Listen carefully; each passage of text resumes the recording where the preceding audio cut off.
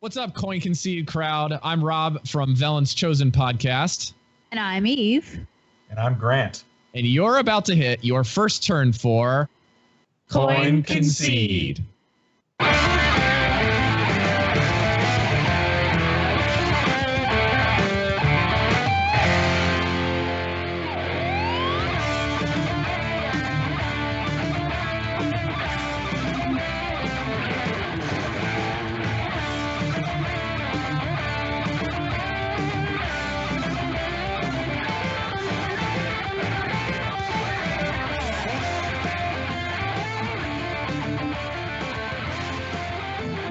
Well, hello everyone, and welcome to episode 96 of Coin Concede, a Hearthstone podcast dedicated to making the competitive side of the game more accessible to you.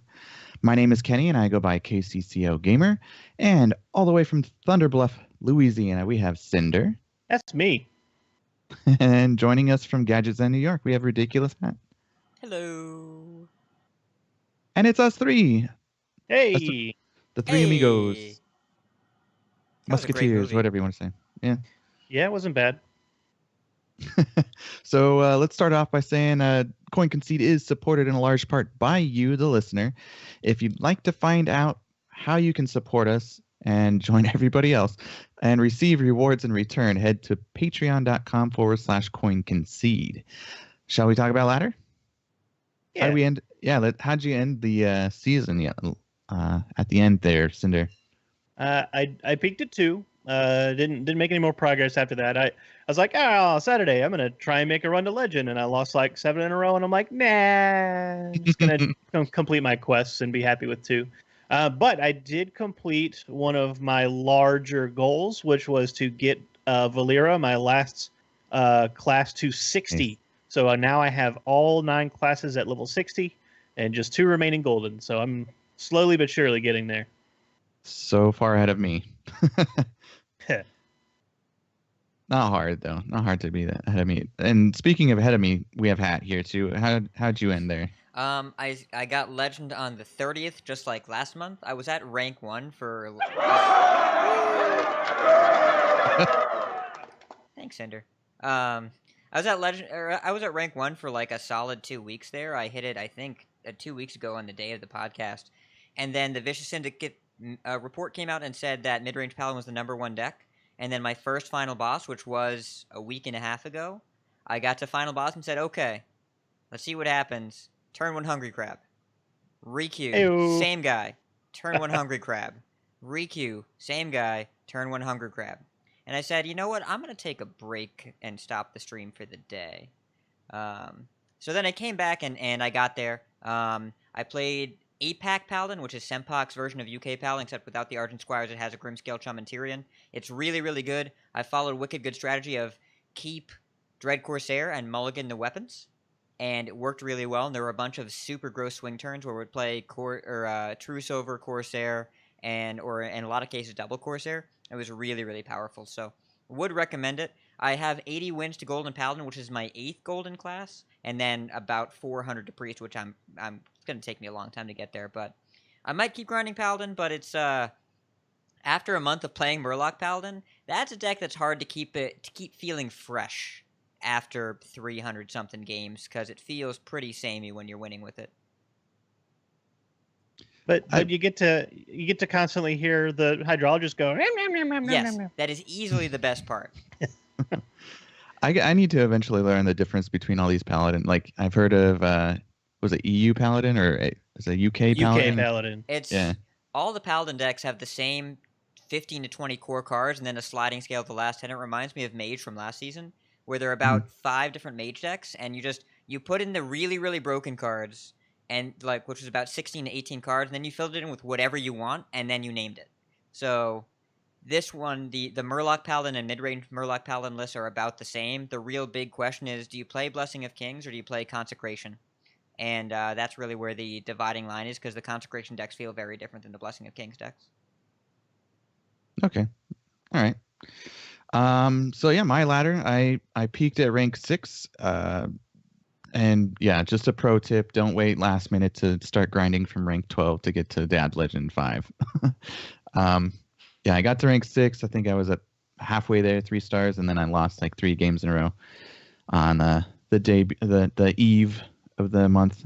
So I was like, I'm gonna follow suit with Hat and decide not to continue to take a break until the next day. So did that, and now I'm excited to start a new arena run now that they reset it. Yeah, I got one going right now. Me too. I'm 5-0 so far. I picked up Shaman. I had a choice between Shaman, Druid, and Hunter. So I was like, I'll do Shaman.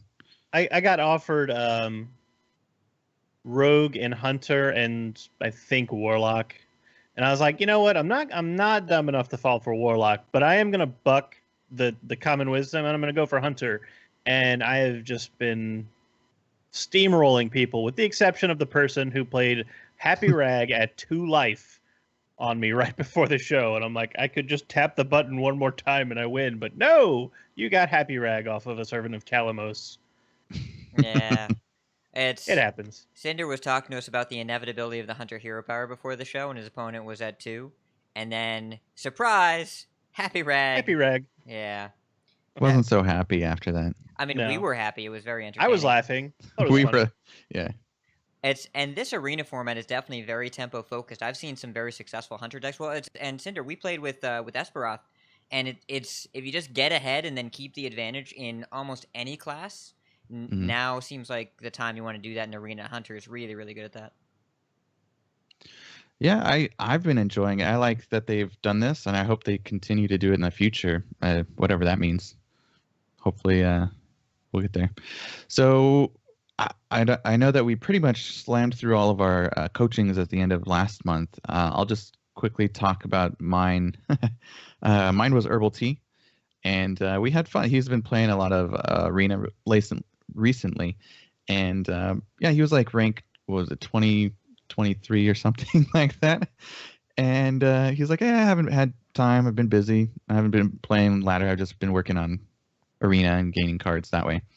So we had fun playing Easy Big Easy Druid. Yeah. Yeah. He crafted a couple cards he was missing for that, and we were just crushing those Crocolisks and Razorfin Hunters, Shattered Sun Clerics, and Chillwind Yetis.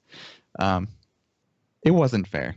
We'll say that. Not ranked 23. I don't think so. You don't say. No. So it was kind of funny and entertaining. But yeah, it was a good one. It was fun to get to know him. That's probably the best part I like about coaching, especially new people, is I get to know who our community is. Hat, I know you had someone. You want to cover that real quick, and then we can get to the good stuff. Well, Slaviticus wanted to do Miracle Rogue, and I was on board with that. It turns out I actually used his list for the really cool Listener League surprise, which we'll talk about in about 45 seconds. And we had a really, really good run with Miracle Rogue, and the Arcane Giant list is different from how I remember Miracle Rogue being with the Cold Bloods and the Leroys. This is definitely more about controlling the mid game and then generating value and then killing them in about 1 turn by playing a bunch of free 8/8s.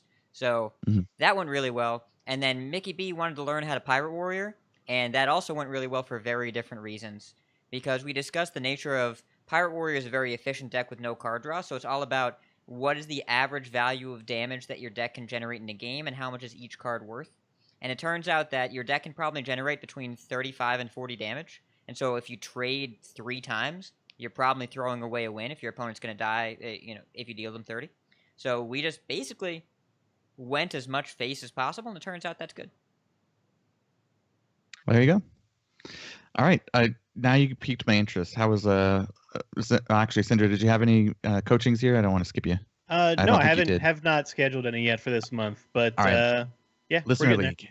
Listener League. So the Listener League, we wrapped it up last weekend, where the last day to get matches was on Friday, and then we tabulated the scores on Saturday morning, and 3 of the groups were more or less decided.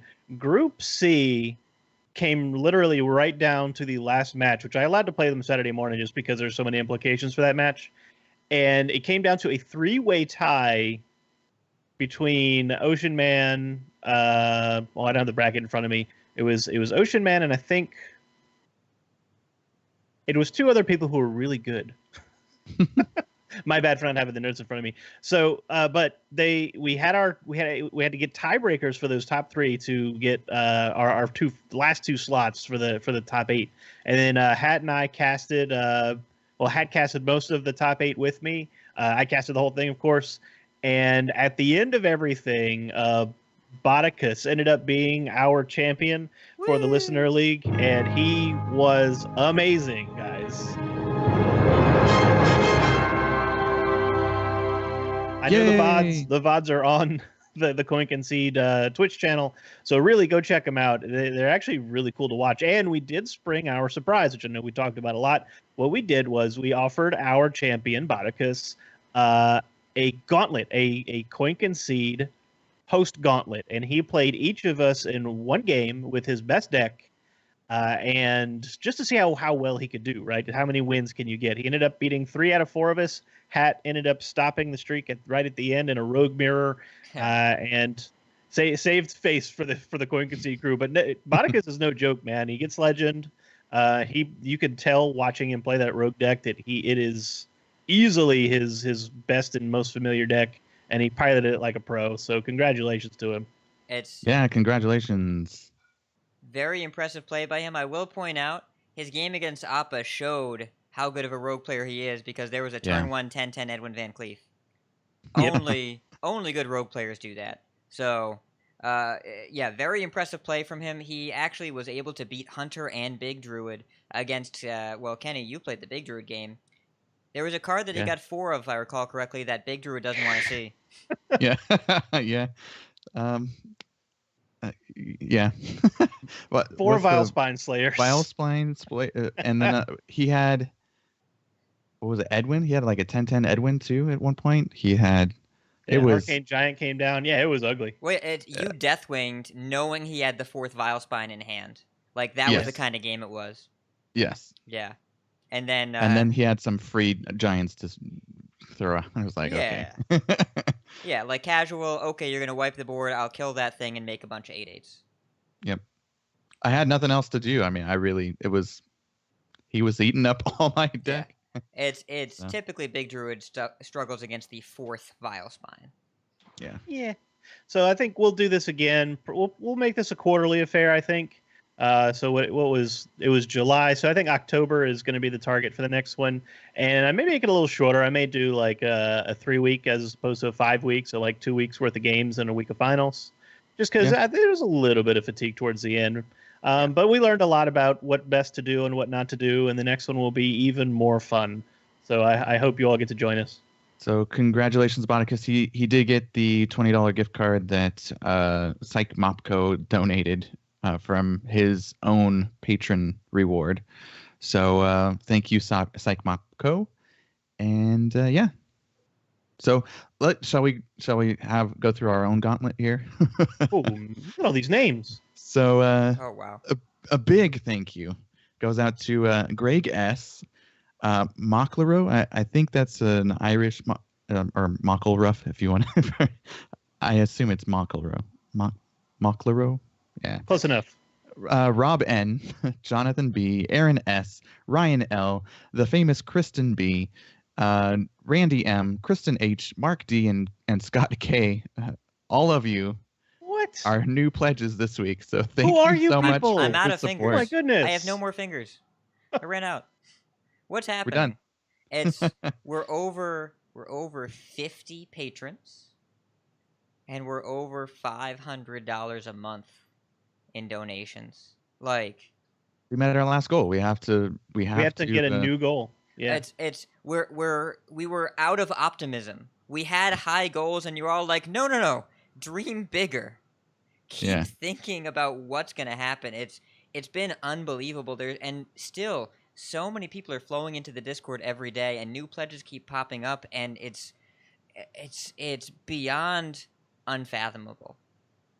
It's beyond everything. So we thank you. We thank you so much. I think it worked. Thank you. We talked a little bit about it in Discord, or at least I made an announcement. Hey, if you were thinking about it, sign up now, because we're starting to schedule for the new month, and you got to get in before the end of the month, so your payment goes through. So yeah, I think everyone just hopped on the bandwagon. Shall we cover the news?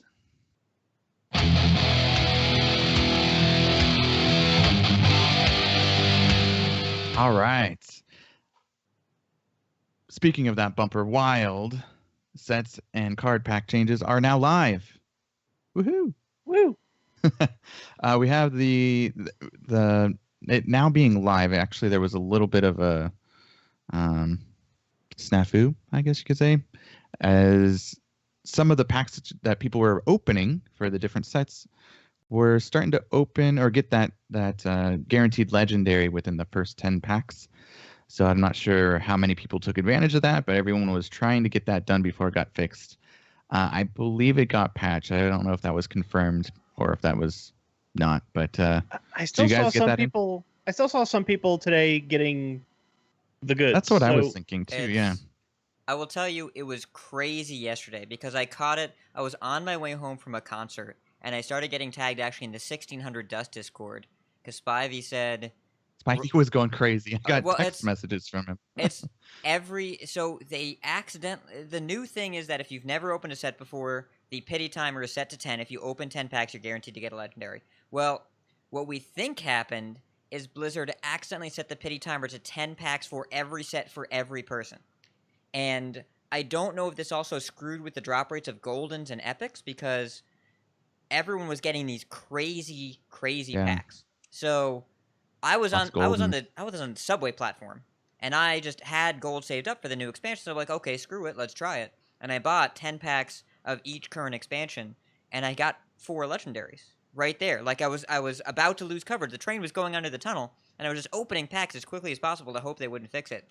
And then apparently it's like my notifications were going off like fireworks. Everyone was opening legendary after legendary after legendary. When I came back to it about 45 minutes later when I got off the subway, it had slowed down a lot, but when I got home I got 7 GVG packs and 7 TGT packs, and I got a legendary from each, and the GVG one was a golden Gazlo. So 6 legendaries from I bought more packs after that. I got a solid last Kaleidosaur and Awaken the Makers. So I don't know. I feel like the drop rates are definitely influenced in a way that is a little bit more beneficial to the player than they usually are, and we can't prove it. But I will say, yesterday for sure, it was definitely bugged and it was definitely reproducible for about an hour. I took advantage of what I earned with my arena packs. So I got 2 legendaries. So I got one that was a regular pack. So I think it was, I can't even remember now. It was the Overspark, and then I got the dinosaur for warrior. What was it? Oh, King And Mosh. King Mosh. Yes, I got that. Those are the 2 that I got. I only opened about, I want to say it was 11 of Ungoro. I had 6 of the standard, and then like 3 or 4 of another, whichever other one I had. But I didn't get any from that one because there was only 3 or 4. But I'm not. I don't have money to spend to just go and buy pack stuff. So I wish I was hat. I mean, I'm not saying I had the money. I'm saying I spent the money. Oh, that's true. I did a review of my legendaries to see if there were anything that I needed, and I was like, do I really want to try and get a bogey monster here? I feel like I have all the legendaries I need. Yeah, I'm gonna start running out of legendaries. I'm glad they implemented that change though, so I'm happy to see that. Also, I did get an email today. I don't know if you guys got it. Did you see the Blizzard Entertainment Inc. where you could see your didn't get it. monthly? Oh, I also I did not liked get it. it. I wish I could show you guys. It basically has like your rundown of your month. It said your best arena run. It says KO plus. So you knocked for me. It says you knocked 3 players out of arena in 1 run. Oh wow! Players in your region knocked 1.8 players out of arena on average. Knockout, I knocked 10 players out of arena. Players in our region knocked 5.1 players out in arena on an average. My win rate, while playing Rogue, you beat Mage 80% of the time in arena. And then my highest rank, I had that too. So it was very interesting. I liked it. I hope we keep getting these monthly. A couple other people were saying they got it in Discord too. So I wonder if they're going to be sending more out, or if you have to do a certain amount of achievements, as they called it, in order to get it. It'll probably be going out in waves because I'm pretty sure that they don't want to send out like 40 million emails all at once. Yeah. They probably have to do it in batches. Yeah. Very interesting though. I like it, and I hope they keep doing it. So it looks cool. I mean, I will say I just looked in my inbox again by typing the word Blizzard, and boy, my bank is going to be happy with me. You spent. Yeah. It's just the number of notifications of your order from Blizzard Store. It's yeah. Don't ever access the page where you see how much you spent on the game. Oh, yeah. No. Yeah, don't do that. Nope. All right. So I heard there were some dates announced. You guys want to talk about that? Yeah. Right. So Hearthstone Championship Tour summer playoffs are pretty closer than you think. I know I gave Hat the dates for the Twitch stream. What are the dates, Hat? The dates for the Twitch streams, please be aware, all of the dates that we list here are going to be in Pacific time. So if you live in these regions, these are not the correct dates in some cases. For EU playoffs, it is the first weekend of September. That is the 2nd and 3rd. For APAC playoffs, it is the second weekend of September. In Pacific time, that's the 8th and the 9th. If you live there, it's the 9th and the 10th. For the North American playoffs, it's the 16th and the 17th. For Summer Champs... Or wait, did I get that wrong, Cinder? No, you got it. So Summer Champs will be in October. Yes, October 13th, which is a Friday, 14th, and 15th. Yep, and deck lists are due like in a few weeks. So we're going to be that means that's going to be post set meta. That's going to be a brand new meta, and we're going to be seeing some crazy stuff during summer. So it's going to be a lot of fun. I'm excited. I liked it. Alrighty, let's go through the tournament's results this weekend, and we can get to talking about cards. Woohoo! It's the grand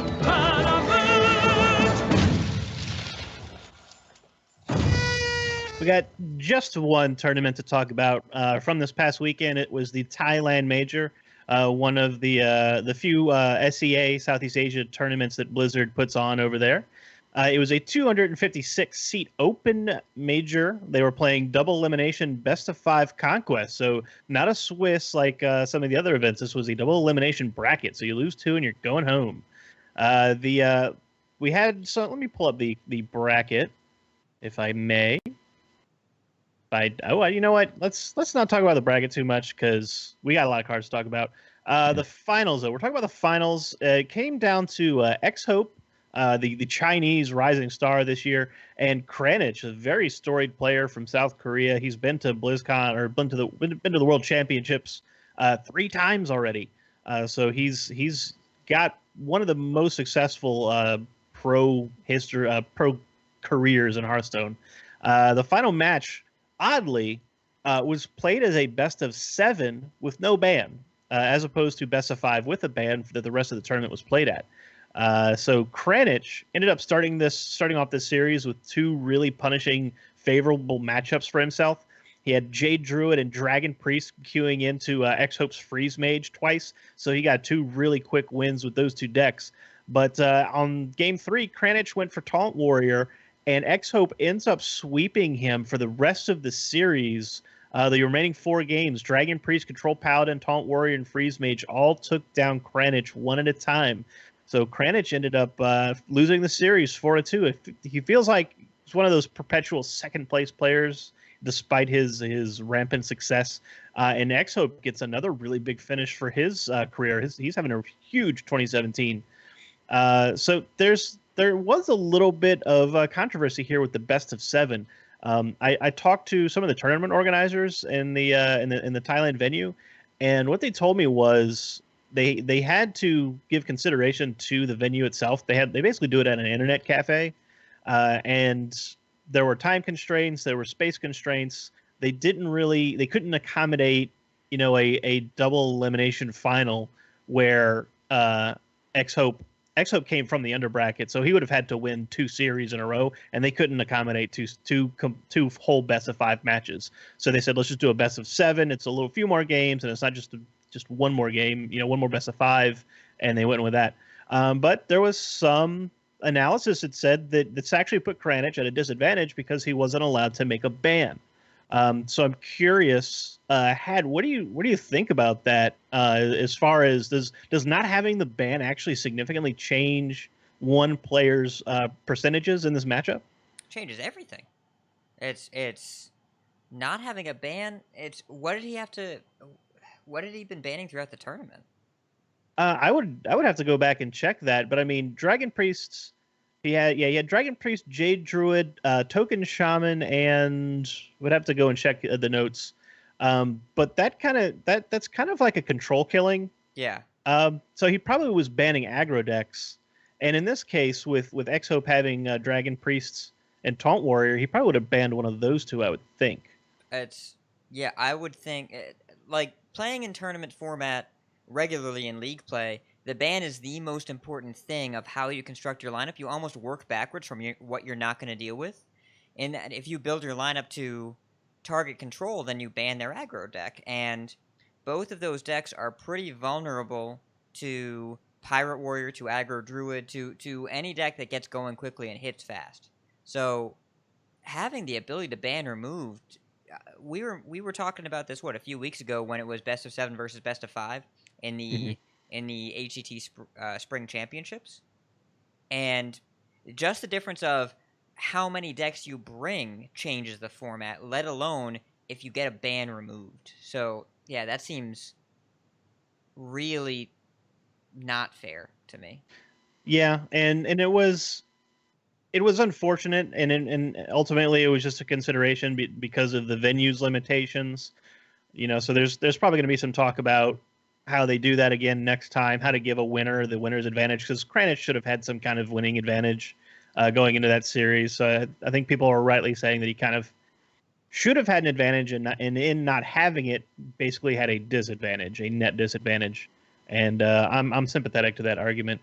But it was still second place. It's a great finish, and yet another feather in his cap. So congratulations to them both. Decks for the top 16. Here's your deck populations. Token Shaman was the most popular archetype. 12 out of 16 players had it in their lineup. 13 players had Paladin, 9 Murlocs, and 4 control variants. Warrior was 11 decks, 5 Taunt or Control, and 6 Pirates, so evenly split. Druid was evenly split with its 9 decks, 4 Jade, 5 Token, and this is the trend I'm kind of watching. Of course, it may not be relevant in about a week's time. Mage, of its 9 decks, 6 were freeze, 1 was burn, and 2 were secret. So we saw at DreamHack Atlanta, Secret Mage was very, very popular, but freeze was increasingly popular. And now here in the Thailand Major, freeze has taken the first seat as the most popular mage deck by far. Now, is this freeze with Mana Worm? I don't have the specific deck lists in front of me, but it was probably the deciding factor on freeze is the presence of Doomsayer. In general, you don't run Doomsayer and Mana Worm in the same list. Yeah, there's been a lot of different permutations of hybrid freeze is becoming more and more popular. There's a lot of people hovering around top 10 Legend with it right now, where you play Mana Worm and Firelands Portal, but also double Blizzard, double Frost Nova, and often Doomsayer. So it's the evolution of Burn Mage has continued, where now Burn Mage and Freeze Mage are making a Frankenstein-y deck, and Burn Mage, as it stands, lost a deck that it could generally prey upon in Quest Rogue, and it really minimized the effectiveness of the archetype. I've seen almost no Burn Mage. It's almost always Freeze or Secret, and it's really interesting to see how the meta has shifted so dramatically there, when Burn Mage was one of the best decks in the format for the entirety of Ungora's release, and then all it had to do was remove a natural predator, and suddenly Freeze Mage or Hybrid or Traditional became the best mage build, and it's not even close, but it's very difficult to pilot. Yeah, true facts. And it's high complexity decks end up being popular in tournaments for that reason, because the skill cap is so high. We're looking forward to reporting on Supergirl Gamer Pro Finals. However, they did not put up VODs, so I was not able to review those matches. But I will most certainly report on it when we have it, and Cora may be able to help us out with that in the future. since she was there. And since there is a set rotation, there should be no tournaments on the immediate horizon. So now let's just bust some packs and review some cards for the next couple of weeks, shall we? Sure. And actually, speaking of busting packs, for some of our patrons, we have a raffle. So to help you with that, we're going to do a raffle right now and give out our $20 gift card, our Battle.net gift card, and also get a mug, too, for a second person to possibly win. Shall we try that? I think Hat has everything ready to go. Oh, I'm ready. All right. So what's the first He's prize? always ready. First prize is going to be the gift card. We'll do the gift card first. The gift card. All right. And how many people are up for this? You said it was 50? 49. 49. 49. All right. Ready? I'm ready. Virtual drum roll, please. And that's not virtual, that's physical. And it's... Oh, my bad. It's fine. It's the Underthing. Underthing. Underthing. Yes. Congratulations, All Underthing. right. You win a gift card. Pastor Congrats. Kenny. Yes. Yes, I just coached him last month, so I'm sure he has plenty of ways to pester me. All right, and then now it's going to be for the mug. Coin Concede mug. Coin Concede mug is... this looks like Calum. Calum. Woohoo. Who also, All right. I'll point out, finished top 400 Legend this past month in his first time ever hitting Legend. That is crazy. Actually crazy. That is. I've been, my mantra this morning to our people who have been starting this season off to a hot start is, you're better than you think you are. Yep. Yes. You really are. Like, yeah, if you can hit Legend, you can hit High Legend. If you can hit Rank 5, you can hit Legend. If you can hit 15, you can hit 10. Whatever you think your goal is, it's a little bit higher than you think. Keep pushing. All right, let's get our iTunes reviews out of the way. We've got 2 this week. First one's from Bodicus, who is our winner. He left a review. He said, great competitive podcast, perfect balance of hosts, great information, and great humor. Always on the top of my list of podcasts to listen to every week. And we also have Panjusman, 1, 2, 3, 4. Both of these are USA. And he said, great show. Love the competitive focus. I listened to quite a few Hearthstone podcasts, and Coin Concede has risen to the top of my list. The crew complements each other well with their insight and opinion on all topics. They do a great job of making the competitive side of the game more accessible, which is big for me as someone who comes from other competitive gaming communities. Whether you're desperate for competition or you're just just looking for better insight into the game, this is the podcast for you. So thank you to both of you for leaving a review. And hopefully we'll have more from our legion of new pledges that just joined. Yeah. So, or even if you're not, feel free to, that's one way to help us. So you don't have to monetarily help us. You can go and just leave a review. So yeah, let's get to the good stuff.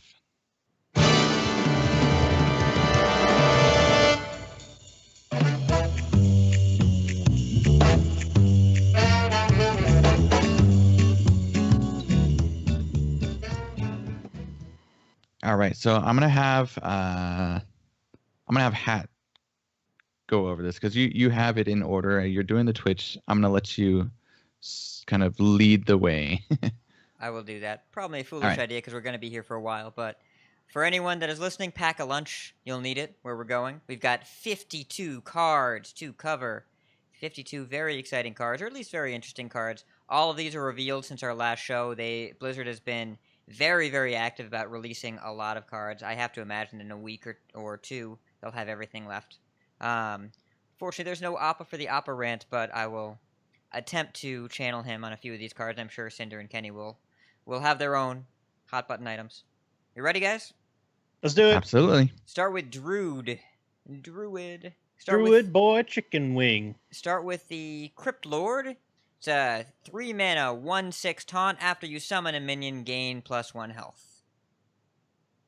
I'm my off the hip review on this is I'm not crazy about it. Yes, it gets a huge butt, but what is one attack really going to do? I mean, it could be a 120, but I mean, it's not actually threatening anything on the board. So I'm not like super crazy about this one. So the question is, right now, a lot of aggro druid lists are playing Tar Creeper, and Tar Creeper I like more than this card generally because the 3/5 does mean you can't trade into it without losing your stuff, and this one you can. It's just a roadblock. What I Right. do like about this card is its synergy with living mana, because if you manage to get this card and it lives to a living mana, that's a big butt. That's a pretty big butt. Yeah, Druid's just not. It's not just all about the butts. So I think I would almost always pick Tar Creeper instead of this, because Druid doesn't have ways to kill big minions. Doesn't really have a lot of ways to kill a wide board of small minions, but you still have Swipe. And so if the one attack is relevant, I think Swipe and will manage. But generally, I feel like Tar Creeper is a little bit better. So Agree. it's fine. Not super exciting. But we've got another Taunt card. Well, Kenny, what do you think, Kenny? I tend to agree with you guys. I'm not going to add much because I think we've made a good promise that we're going to keep it short. Okay, keep short as possible. Okay, next. Yeah. So in line with Big Butts with Taunt, we've got Spreading Plague. Now this is interesting. It's a 5-mana rare spell. Summon a 1/5 Scarab with Taunt. If your opponent has more minions, cast this again. So on an empty board, you make a 1/5 Taunt for every minion they have. On a board where they have a couple more minions than you get a couple of these. Basically, for every minion more than they have over you, you get a 1/5 Taunt to match. Yep. So you will match their number of minions with 1/5 scarabs with taunt. And are these beasts? I don't know. I think they are because the scarab is a beast It is a generally. beast. Okay, Yeah. there we go. I don't know if it is a beast, but scarabs are a beast. I thought. Yeah. Yeah. Maybe we can have Kenny check it. I'm gonna check right Something. Yeah. I like this better than the Crypt Lord, that's for sure. Because it has some real big potential in certain matchups. So like if Token Shaman, Evolved Shaman usually makes these really wide boards pretty early. Like turn 5, you could almost have a full board. So like being able to cast this and have most of these not actually be able to be traded away because of the 5 health means they have probably a good chance of sticking, and they'll obviously absorb a good bit of damage. And next turn, if they live, and you have AoE buffs in Token Shaman or Token Druid, those all become 2/6s or maybe higher, and that is super, super relevant. And they present another threat for Savage Roar, and Savage Roar vectors are super good. So just despite the defensive nature of the card, this feels like something for aggressive lists, strangely. I don't think you will ever play this and Living Mana in the same deck. True. And Right. I think Living Mana from an aggressive standpoint is better because it is more consistent. It is guaranteed on turn 5, 2/2s. If you are way ahead and you have this card in your hand, you're an aggressive deck, it is garbage. Yeah. I think this is, if you want to play a Living Mana-like effect, you want to keep your mana crystals and you need to survive. I would play this in Big Druid every time. Every time. So if you want to generate just like, if you want butt width and quantity, then this seems like the way to go. If you're looking for a more aggressive style, I think you play Living Mana. I doubt there will ever be a deck that will play both. And this generates so much health if your opponent has 3 or 4 tokens. If we get to a meta where there's a lot of decks that go wide, this will so easily slot in there and be very powerful. And I'll add to that too that there are some Druid builds out there that are returning to the more mid-range token variety with Violet Teachers. Yes. So that could be a possibility there as well. Kenny? So I tried doing a little bit of research. It seems like some people are saying that implying that it is a beast. I don't have any way of verifying. I haven't pulled any images or anything. But You I would have think to so. check the tokens Well, on yeah. one of the sites. It's the token hasn't been data mined yet, it and hasn't. the image of the summon minion does not indicate if it is a beast or not. It looks like a bug, but the next card we're about to talk about also looks like a bug and is not a beast. Well, that's a Nerubian, which is not a bug. Scarab is a Correct. bug. Nerubians are not. Complicated. There you go. Nice What segue. is the next card? The next card is Fate Spinner, which I'm going to say is one of my favorite designs in the set. It's a 5-mana 5/3 Druid Epic. Choose a Death Rattle secretly. Deal 3 damage to all minions or give them +2/+2. So, when this dies, it either blows up the world or makes the world bigger. And this is all minions. So, if your opponent has minions and you pick +2/+2, they do get bigger. Yeah. The stat line's slightly weak, but 5-mana 5 attack is at least still relevant. Like, I think that's a threat that you want to answer. And the fact that it's a secret death rattle, I think the board state is gonna be pretty transparent about which one you pick. Like, if you're behind, you're taking the AoE. If you're ahead, you're taking the buffs. But just the existence of a secret death rattle choice, I think, is really cool, and I hope they do more of that because I think it's a very clever thing. And the other thing I think is important for this card is the fact that this is basically Hellfire on a stick for Druid, which doesn't have any AoE outside of swipe. Well, there's Moonfire, but it's not run very often. So I think this card is actually going to be super relevant in some builds. I want to coin this out and choose +2/+2, and then the next turn Spreading Plague and trade it. I think this would be a fun mind game card. Could be. Yeah. And it's the only downside here is that it is a death rattle, meaning that your opponent has the first opportunity to choose how to trigger it, so they can craft the board state to their advantage. So that may be a notch against it, but it's still a cool card. Yep. Cool. I am 100% of the time trading into this with Vine Cleaver and rolling the dice. 100% of the time. Nice. Yes. All right. The next card. Oh, this card. So many fives. Well, Fives. Kenny, how do you feel about the number 5? As long as there's 5 of them, I think we're good. There are exactly 5 occurrences of the number 5. Yes. So, but I don't think they add up to 10 though. Well, no. 5 5s typically adds up to 25. Yeah. And this might be worth 25. Let's hear it. Well, so this is Ultimate Infestation. It is a 10-mana epic druid spell. Deal 5 damage, draw 5 cards, gain 5 armor, and summon a 5/5 ghoul. 5. Okay. I feel like on Sesame Street. 5. or the Electric Company. Right? Yeah. Okay, so let's compare this to something else for a second. Firelands Portal does 5 damage and summons a random minion which has a roughly average stat line of 5/5. If you get a 5/5 off of Firelands Portal, you feel pretty good. So for 3 more mana, you get 5 armor and draw 5 cards. 5 cards. 5. That's a lot of cards. If this card doesn't see play, first of all, I'll be sad, and second of all, I'll be surprised.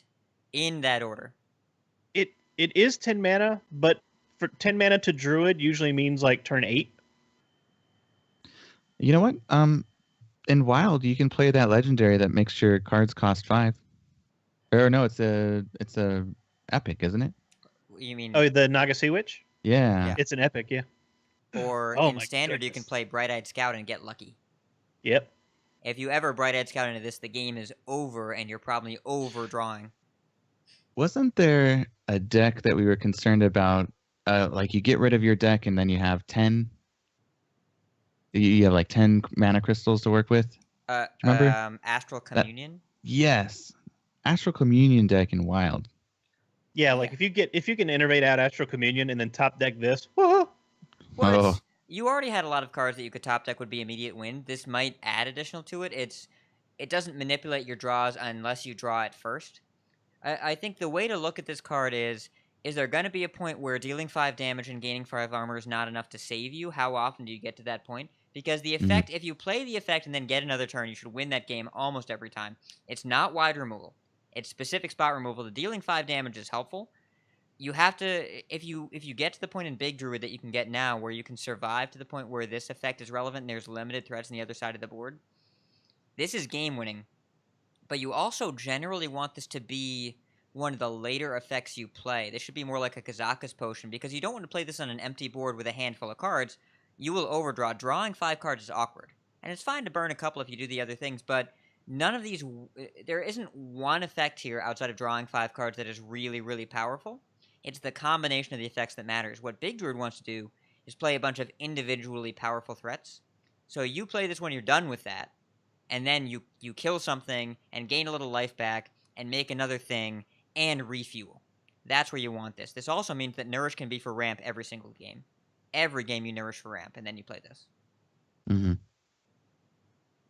That's Seems good. good. Yeah. All right. Thumbs up on this one. Do you guys want What's to an- talk about a giant spider? Yeah. Yeah, it's a beast. This one's a beast. It's a beast, and it looks like a big spider to me. It's a Hadronox. It costs 9 mana. It's a 3/7. Death Rattle. Summon your taunt minions that died this game. So 3/7 on 9 is kind of slow.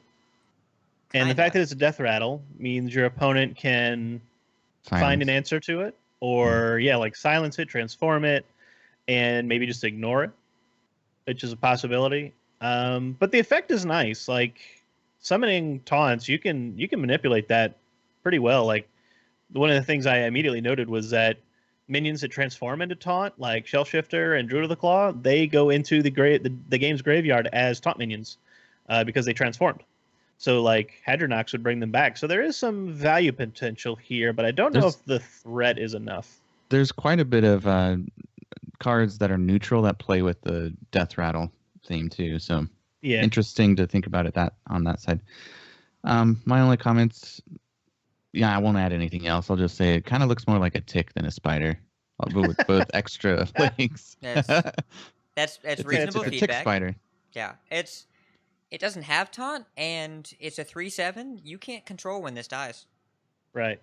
and that's bad, right? Like it's the effect is super powerful if you get it off, but your opponent dictates how this happens. If they don't have a big thing, you can't attack into it. If they have a taunt in the way, then you can't attack into it. You have to find a way to kill this to get back a bunch of taunts. It doesn't get back Ancient of War, by the way. That's not a taunt minion. It's a minion that can gain taunt, Correct. but it is Yeah, not a taunt minion. And that one specifically just modifies the base card as opposed to transform, which is what Druid the Claw says. I mean, you just play Dark Arakoas and Bob Creepers, and you're fine. It's a N'Zoth-y kind of effect, but you can still just play N'Zoth. And even if you couldn't, not being able to dictate when this happens, this is not a battle cry. You're playing a 9-mana understated minion and then trying to find a way to unlock it. It's a lot less powerful than N'Zoth, and I think in any Druid deck, I'd be looking for the payoff of the card we just reviewed as opposed to this one. It's a strong effect in terms of filling up the board, but because it's so inconsistent, I would have questions about being able to find utility out of this card. Yeah, like N'Zoth. Go ahead, Kenny. I would like to see it with a smaller butt, or I think we should tell. Maybe we have new listeners. Big butt, we mean more health. Yeah. Right. Yeah. So that would be the one thing I would want to change with this. We'll see. But Yeah, I maybe. think it's not as good as we would hope. The fact that it's like compared to N'Zoth, which also has like a similar effect of bringing back a whole bunch of stuff. N'Zoth is a battle cry, which means it is an immediate board modification. So like if you're behind, you can create a board that is at parity, and if it has taunts in the way, then that creates challenges to the board and protects your face. So it's like an immediate manipulation of the game state. Hadronox does not do that. Like there's a long delay between when you play this and when you get the payoff. So you can't actually like play this from behind and affect the game in a way that helps you not lose. So I'm not super crazy about it. Yeah, it's N'Zoth is 10 mana army in a box, and this is 9 mana hope something bad happens to this or something good happens for me. And you can't ever play Spreading Plague with this card because you get back a bunch of 1/5s. Yeah. I don't know. I'd love to be proven wrong about it. The effect is super duper powerful. If there's a deck out there that can consistently get it off, then it will consistently have a giant board the turn that it does, and you will not die. I just have questions about how consistent it is. Yeah, I won't be crafting it. All right. I think we covered that one good. Hunter. So you go on to Hunter. Yes. Hunter. Any more bear sharks? No. This is a card that has been affectionately named by Disguised Toast as Dog Peddler. It is Okay. Stitch Tracker. It is a 3-mana 2/2. Discover a copy of a minion in your deck as a battle cry. Not a beast, but it does find a copy of a minion in your deck. Yes, so this is Shadow Visions with a With 2/2. minions. Yeah, and it specifically goes for a minion as Shadow opposed to a minions? spell. Shadow minions, yes. Yeah. I like this card. It is not an aggressive card. It's got a fairly slow effect, but it is a very good effect. Not only because you get to discover and get a pretty good odds of getting the minion you want, but it's also creating a copy, much like Shadow Visions does. So there's good potential in this card, but I think it's going to require an archetype that Hunter currently does not have. Well, and So wait. this plays well with Deathstalker Rexar in multiple ways. Sure. It does graph the discover ability. Oh wait, it's not a beast. Well, it's so in the Deathstalker Rexar kind of deck that we're looking at, the Value Hunter. That's where this card goes if you're looking for more value. It's on turn 3, it doesn't do anything, and Hunter has a ton of good 3-drops already, right? Got Animal Companion, Unleash the Hounds, Kill Command if you want to call that a 3-drop, Eagle Hornbow. You got a lot to do on turn 3, but in terms of generating value and more stuff to do, this card is really strong. It does something, and then it does something again later. Now, it's not a beast, unfortunately, which means the Houndmaster turn is going to get real awkward. Yeah, and that's why I think this is pointing at a different archetype, because it fights with the other with the aggressive 3-drops that Hunter has, and it's not synergistic with the typical turn 4 Houndmaster. So I think this is pointing at something else, something new. Alrighty. I like the next one. The next one, well, Kenny, I'll put it up and you can talk about it. So the next one we've got here, it's a 2-mana Hunter secret. They're all 2 mana. It's called Venom Strike Trap. When one of your minions is attacked, you get a 2/3 Poisonous Cobra. So I like the effect that it has, but it's still very. It's another way to play that the opponent can figure out a way to play around it. But I don't know. I like it, but I'd have to see it in play.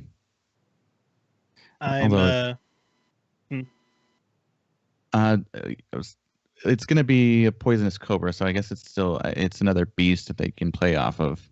Yeah. Yeah. I'm not super hot on this yet, just because the value of the minion that's generated is not great. Cat Trick develops a vastly superior minion, at least for aggressive archetypes, and this is more of kind of a, hey, I could possibly threaten bigger stuff on the board, maybe kind of next turn. You have to think about the play a random secret cards, Putricide. So Professor Putricide is like, if Professor Putricide puts this into play, I'm fine with that. That's no problem. But I don't think I want to naturally play this card in my deck over Cat Trick, as, and for that matter, Snake Trap, as minion generating traps. Yeah. Yeah. No, I would agree. What do you think, Kat? You get a minion that's above the curve, but you don't get to dictate how it's used. I think it kind of balances out. It's the value of Hunter Secrets is often how they keep your opponent off balance in a lot of ways, and the value you get out of Eagle Hornbow, right? The amount of damage you generate over time. Mm-hmm. This is a more defensive secret, but it's triggered when your opponent is offensive, which means they get to dictate how their offense continues. I don't know. I'm not super sold on it. I think it would be great. I agree. Off Putricide, it'd be great as a random secret. I'd love to have access to it in games where my opponent's not expecting it. But right now I don't envision a Secret Hunter deck where I include this in my deck on purpose. Yep. True. But I like it as a different style of secret. I don't think I'd be crafting it. It's a rare. You'll probably get it. If you want to. Yeah, that's true. How about we talk about Corpse Widow? Corpse Widow is it's a 5-mana 4/6 rare. It's a beast, and your Death Rattle cards cost 2 less. That is a big deal. The value. That's a big deal. So the obvious thing here is Savannah Highmane on turn 6 is now 4 mana. So you can pair it with something else. You can pair it with another minion. You can pair it with a hero power. That's fine too. But it also like the bulk of the Death Rattle minions for Hunter right now are very small. You got Kindly Grandmother, Fiery Bat, Rat Pack, Infested Wolf. That's all 4-3-2-1. So like you could fill the board if you have all the stuff in your hand with Corpse Widow. Like I see good potential, and the stat line is pretty good. I mean, it passes vanilla test, and it's a beast, so it fits right into those existing sticky hunter lists. I like this card. I think this has potential. I think you made a great point of it working, like it's good value, especially with working in your hero power. So when you have the new legendary where you want to use your hero power, that may be a good deck to use that in too. So yeah. Oh, speaking of that too, this also has the effect like if you're playing Deathstalker Rexar, and in your Build a Beast you get a Death Rattle minion, then it is discounted. So that you basically don't have the 2 mana premium that comes from having to tap the hero power to get it. There you go. If Death Rattle Hunter is going to exist, this card is a big part of why. It fills a notoriously difficult to fill spot for Hunter in that they almost never have a 5-drop. They play Tundra Rhino, and if this card is in my deck, I'm putting Loot Hoarder in, and I will on turn 5 Loot Hoarder for a 2-mana minion gets answered super easily by a lot of hero powers and tokens and so on. But as a 0-mana minion, we're good there. Like that's fine. I'll just cycle that for free and get a 2/1. So I envision this card finding a home in some kind of Death Rattle based Hunter deck. It doesn't even have to be Death Rattle based. You just have to have enough Death Rattles at a certain point, and you want to play this. Yeah, and go ahead. Go ahead. Littlefoot in the Twitch chat points out that this might actually be a vector for Stampede. Ooh. Yeah. Yeah. Ooh. I mean, 1-mana Rat Packs and 0-mana Grandmothers. Exactly. It's definitely going to require an answer. I think people are going to be targeting this down because it's too much value. Yeah, it's a scary card. And a 5-mana 4/6, nothing to sneeze at. Yep. Good card. Like it. Let's move on. Do you like puns? No, but well, I know you're going to tell you. We have to read it, so. So this is a 7-drop. It's an Abominable Bowman. Do you get it? It's like Abominable Snowman, but he's got a bow. Yeah. So, yeah, it's actually an abomination from the Warcraft lore. Yeah. He's got like 3 arms. It's pretty cute. Yes. It's an epic. It's a 6/7, and Death Rattle summon a random friendly beast that died this game. You know what? That's not bad either. I mean, that's like 7-mana 6/7 is all right. It's a threat that has to be answered, and it's a Death Rattle, so it has synergy with Corpse Widow. It has synergy with N'Zoth for that matter. Yeah. And if you have like a taller value based hunter, like the Death Rattle just becomes quite good. It's like a little mini N'Zoth almost. You know, it's like that you kill this, but you got to deal with another minion, which may also be a Death Rattle, which will generate even more minions. This is a value package that unwraps itself once again. Yeah. Right? But so you have to, if you play too many beasts, you get bad ones. If you don't play enough beasts, you run the consistency trap of not having one. And so I worry about, you can never play this in a deck that has Alley Cat. And in a deck that has Kindly Grandmother, you're still kind of about it. Sure. I would want to play this if we had a bunch of big beasts, and maybe the only beast is Corpse Widow. But if you have medium to small beasts, for a 7-mana Boulder Fist Ogre, you're attacking a mana on and hoping to get more than that mana back.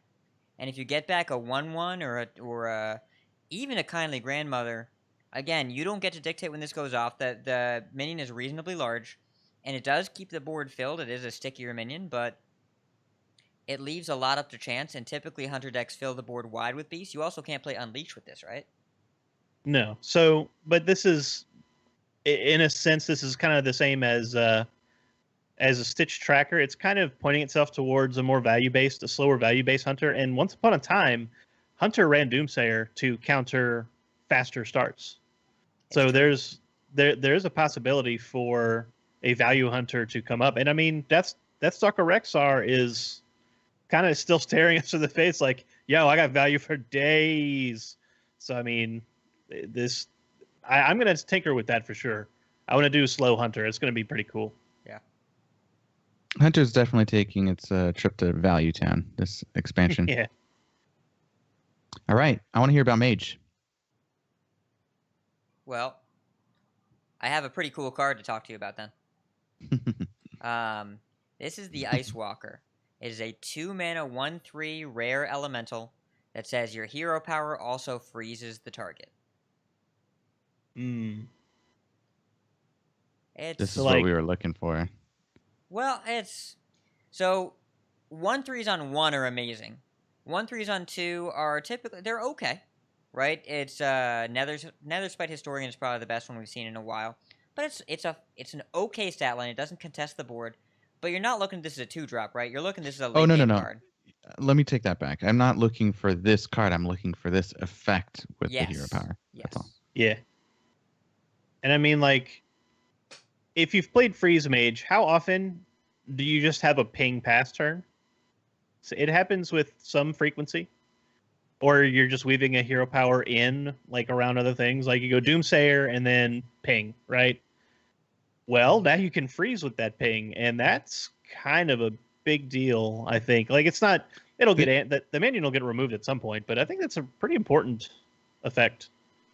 I think it is, but a lot of these cards are a status, so it has to be on the board for you to get the benefit of it. So Sure. it's hard to say when it's something like this. It needs to be on the board. So, And it is an elemental too, so it's relevant for that kind of stuff. alrighty. I foresee it as more of a mid to late game board control stall Yeah. card, and there's a lot of freeze cards we've seen and a lot of other cards we haven't seen yet. I think there is probably a world for this card, but it's viewing it as a tempo 2-drop is definitely a mistake because Mage will not have the time to use that hero power early. It has to be in the turn 4 or later. If you're not playing this and pinging the same turn, then you're probably not going to be successful with it. I hope it's not like Fallen Hero, where the extra damage wasn't worth the body that you invest in. This one is a 3-bud instead of a 2-bud, but it's still kind of a small minion. But the freeze kind of keeps it alive for longer, so I have high hopes for this card. I'm excited about the next card. I think it's very effective to kind of mess with your player's turn. Well, and Sorcerer's Apprentice is kind of grumpy, not having a great day. It's doomed. It's a doomed apprentice now. It's a 3-mana 3/2. Your opponent's spells cost 1 more. So this is like the Whispers of the Old God corruption of Sorcerer's Apprentice. Is that you tack a mana on and you reverse the effect. Instead of your spells costing less, theirs cost more. It's the 3/2 for 3 is weak. It's very very susceptible to being removed and traded. And I don't know if the effect is more than an annoyance. So I don't know. I'm a little skeptical of this one. I like it because you have the high end play of it. You can figure out what the best turn is for you to play it with Miracle Rogue or spell based classes. And it's I see what you mean. If there's something on their board, they just run a minion into it, and then they can now do their spells at normal cost. So I see what you mean, but I like the effect. So I think the 3 mana is a little expensive for it, but I still like it. I like the effect, but I don't like how little we have the ability to tell, is this going to matter? And if it does matter, can I stop my opponent from killing it and making it not matter again? It's fragile, it's expensive, and so it's a question of, is the effect powerful enough, and is the minion resilient enough? We know for sure the minion is not resilient, so it will work if your opponent has an empty board and no way to attack into this, at which point you inconvenience them, right? But is it more than that, and is it worth putting a 3-mana 3/2 in your deck? I question it.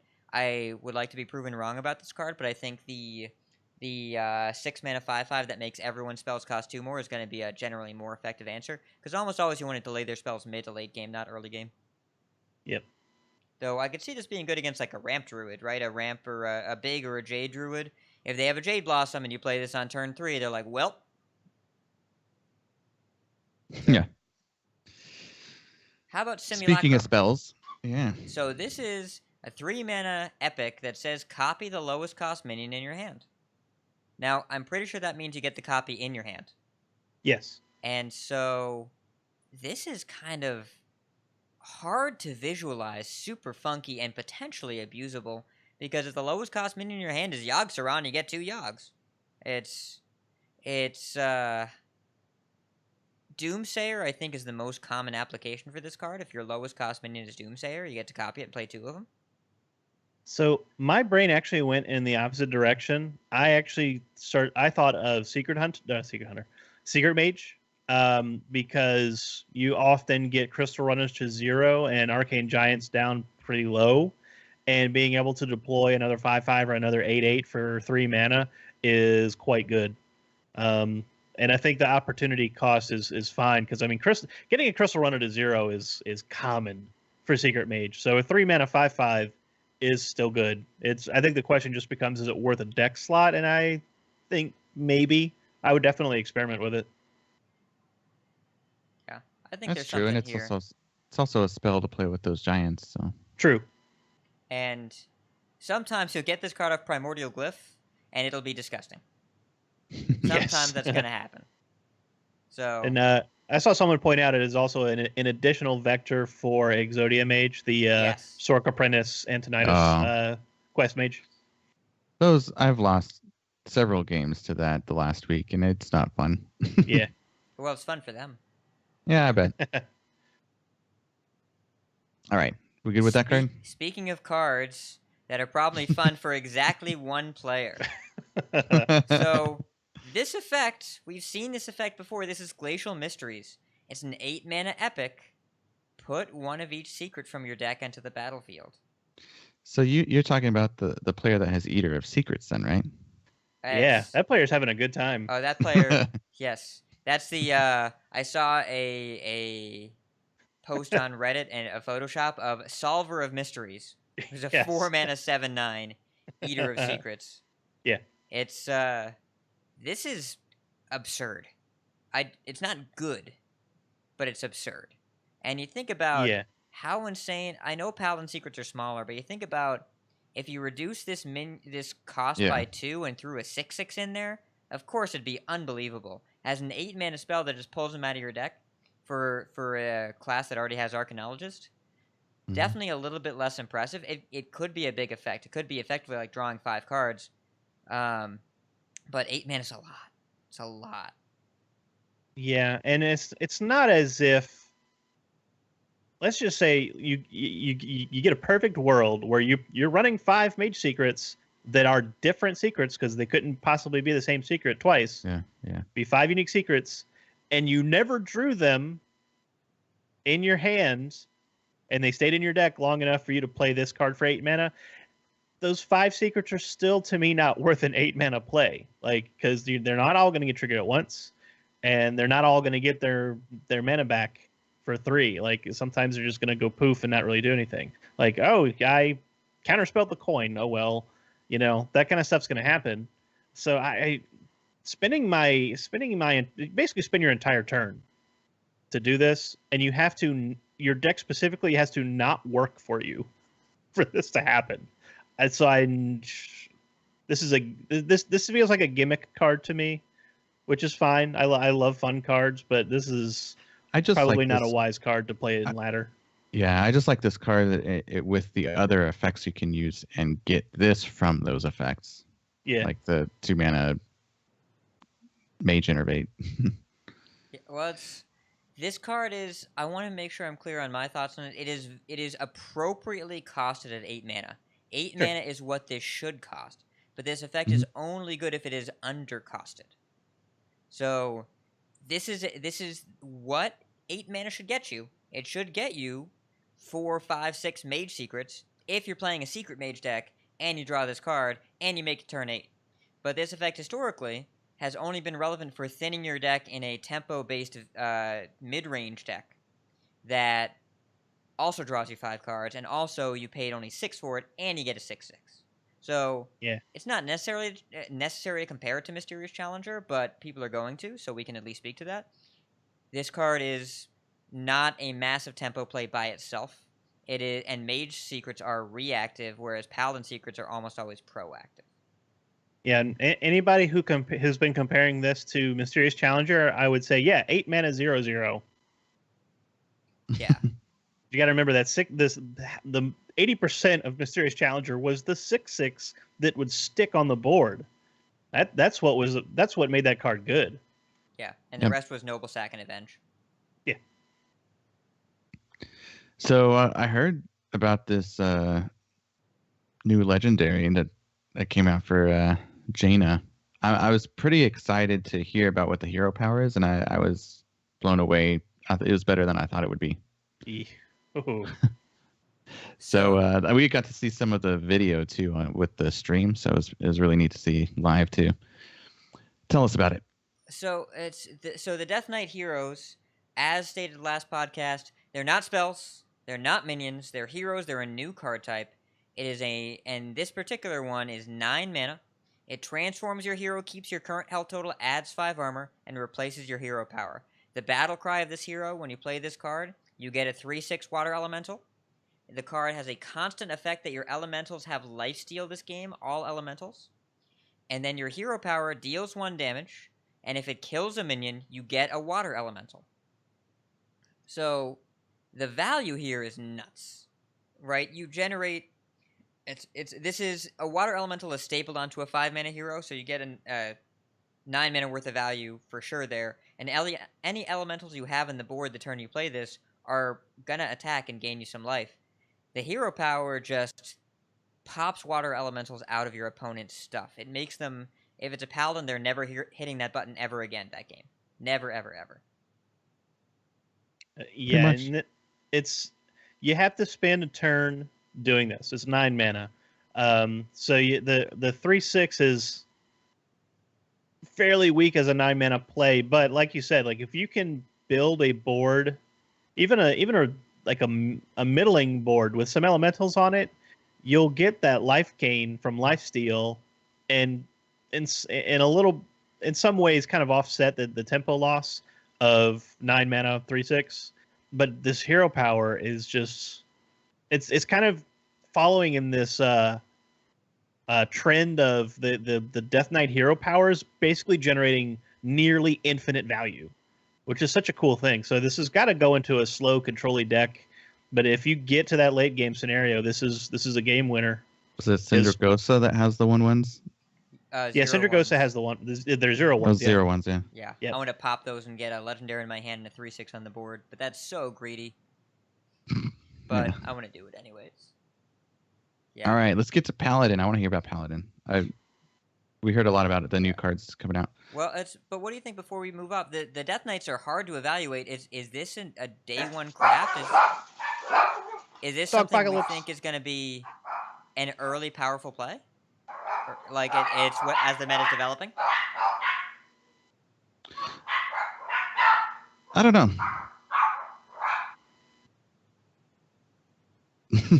We'll edit that later.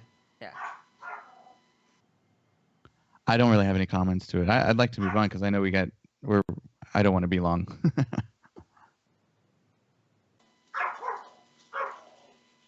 I know that Hat really wants to hear what Cinder has to say, though. Yeah. Well, it's all right. So I got the first Paladin card up.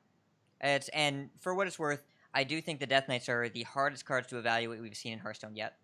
No idea if they're going to be good, and the meta as it stands is on the faster side, but I could very well see that changing. Right now we have Righteous Protector. This is a Paladin common, so 1 mana 1/1 with Taunt and Divine Shield. And that's it, and it's awesome, because we already play Argent Squire. Argent Squire is already around. This is an Argent Squire with Taunt. Well, when you think about, I was playing some aggro Murloc Paladin last month, and I would save up my coin for a turn 4 Steward of Darkshire coin Biofin Tidehunter, just to get the 1/1 taunt with Divine Shield. Now you can just play that. You just have that. Yep. Buff cards are going to be good with this. I'm excited to see its uses. It's a good. I think this is the new good turn 1 card. Yeah. Well, I mean, you think about Ardent Squire again is a card we're already playing, and how annoying is it in the mid game? Not even turn 1, but on like turn 4, turn 5. You think about when you have a good threat on the board and then play a Wicker Flame, your opponent takes forever to get through it. This is the same sort of thing where you get to eat 2 attacks from your opponent, and if they're using like the Druid hero power, you eat the mana, or the same with the Mage hero power. It's really annoying. You don't want to waste this silence on this either, too. So it's not in this set. Yeah. No. What do you think, Cinder? All those things. It is non-threatening, but also annoying. Forces weird trade turns. So decent card. We'll see play. Yeah. I think decent in control decks for slowing things down, and decent in aggro decks the same way the Tar Creeper is good in aggro druid, in that it dictates your opponent's trades in an unfortunate way for them. All right. What about Desperate Resistance? 2-mana spell. 2-mana spell. Give a minion Death Rattle. Revive this minion with 1 health. So if you've ever taken a redemption and then not wanted to hit your hero power, do I have the card for you? Because you just say, this minion will be redeemed. Yep, and it can still be combined with redemption. Yeah. So if you manage to put them both behind a nice minion, you'll get 2 copies when it dies. Not bad. Wicker Flame or something? Yeah. Yeah. Now, I will say it's slightly worse than Ancestral Spirit, but that's not a fair comparison because redemption. Yeah, well, it's both not of a those fair things are comparison relevant. Because Shaman's supposed to be better at this than Paladin. True. It's, there are situations where I can see this card being really relevant, and it generates a decent amount of value, but you have to have something decent on the board already, and, if you're targeting a Tyrion, you're fine. Paladin historically hasn't been looking for that kind of value because the hero power generates a lot of value already. And most of your minions aren't worth resummoning with 1 health over the course of the game, because a lot of what Paladin is doing now is playing large health taunt minions, and this kind of negates the health part. Yeah, I think it's going to be relevant for any deck that's playing high-value Divine Shields, basically. Yeah, that makes sense. Well, Divine Shields that interact with the board. Yeah, so like your Tyrions, your Wicker Flames, that kind of stuff. Speaking of Divine Shields. Yeah. This card. Well, this card is...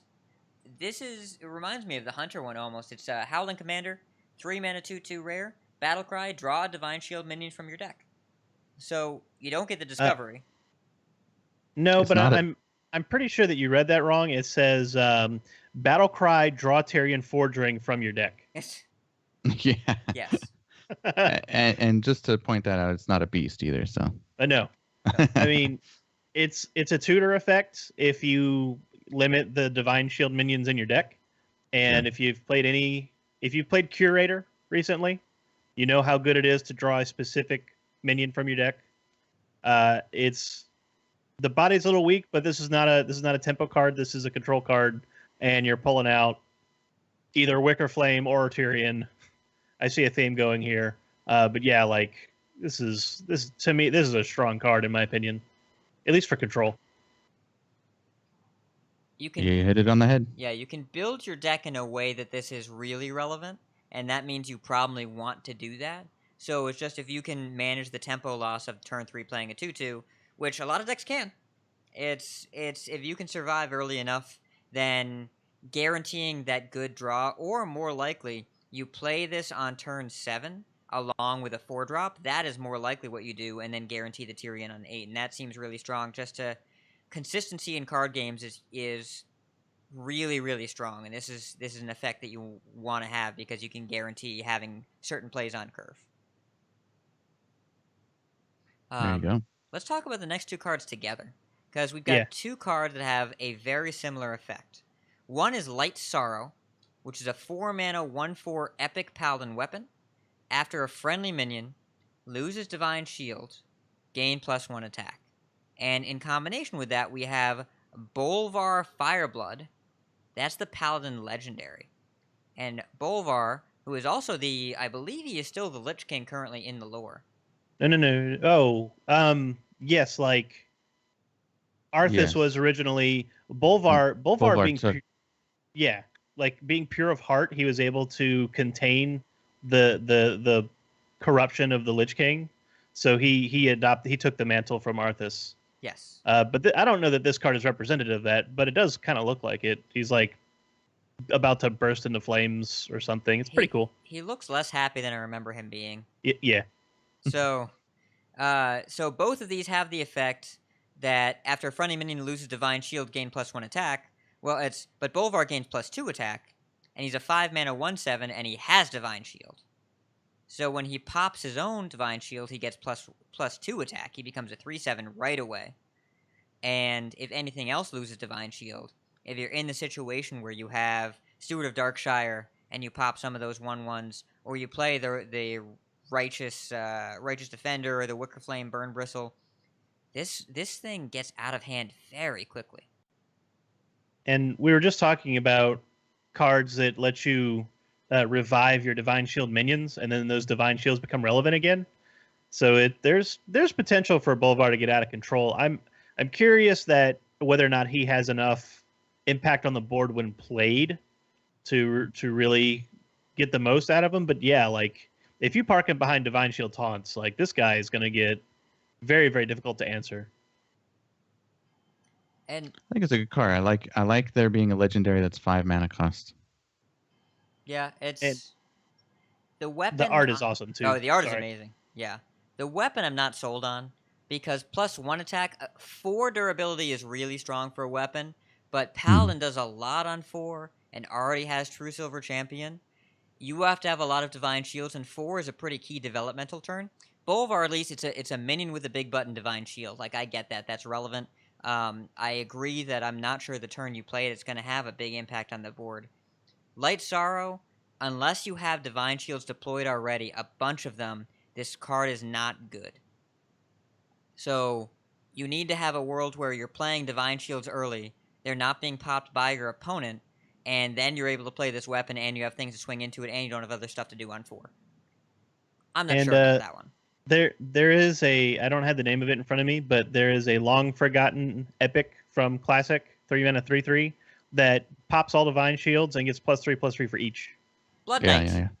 Yep. Blood Knight, thank you. So that there's like a little corner case combo deck that somebody's gonna brew with that guy, and then like Bolvar plus small Divine Shields or something.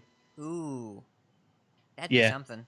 Yeah, Blood Knight's existence, that's going to be relevant. Yeah, because like you have to answer both the Blood Knight and Bolvar at the same time, because you pop 2 Divine Shields and Blood Knight becomes a 9/9, Bolvar becomes a 5/7, and then we'll continue to gain attack as the game progresses. So it's not something you can do all in one turn. And well, I mean, you could do it on turn 8 if you have stuff on board already. So I mean, True. Could be a thing. I'm curious. Let's cover Priest. Let's cover Priest.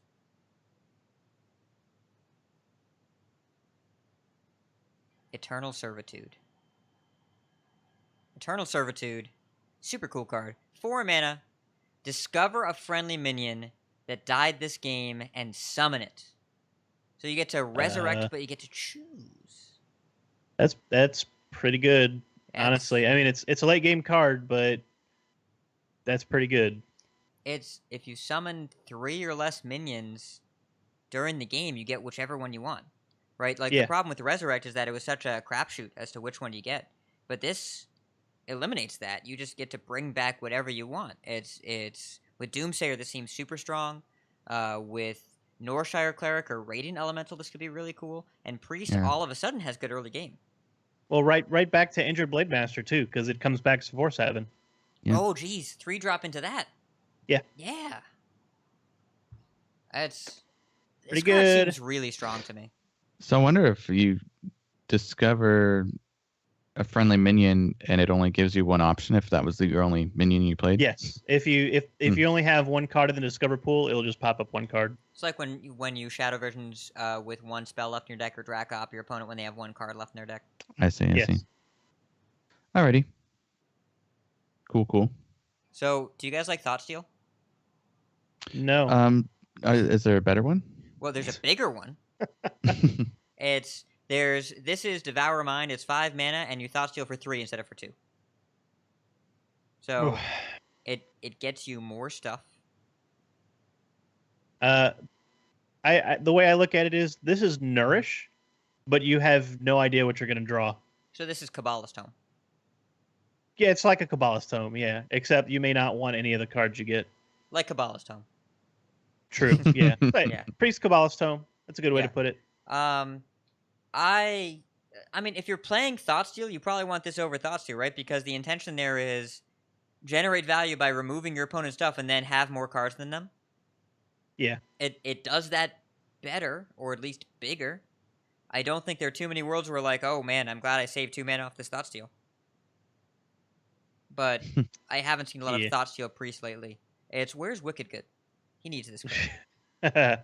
It's a milkshake card. There will be fun things done with it, but it is probably not a competitive card. Now, when you say milkshake, what do you mean by that?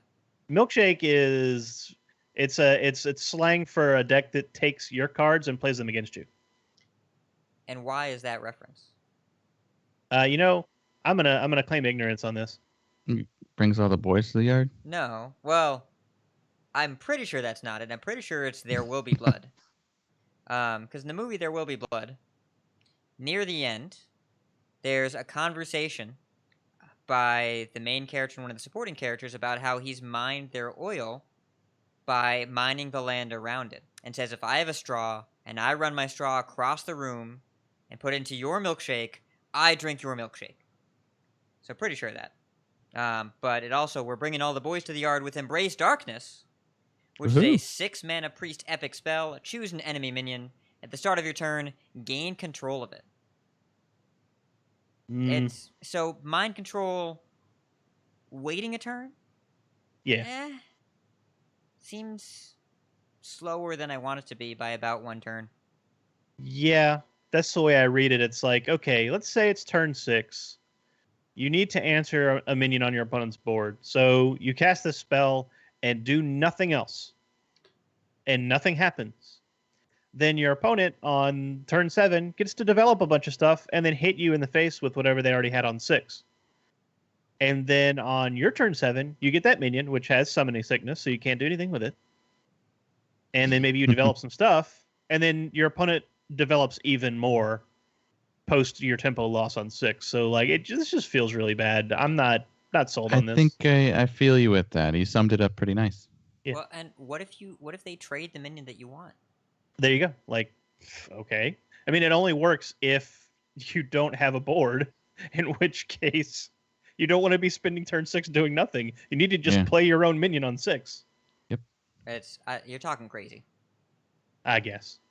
Well, can we talk about what I think one of it's the value heaviest card in the set, or at least one of them in a very value heavy set? Mm-hmm. Obsidian Statue.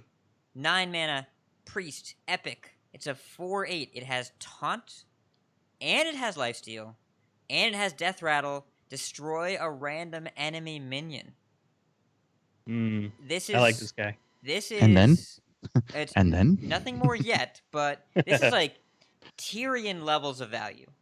It gains your life, it slows down the board, and it kills something. It's a little bit of Tyrion, a little bit of Sylvanas, a little bit of Sagoth, all kind of merged together in this really nice late game priest value package. Because think about it, if you're attacking into this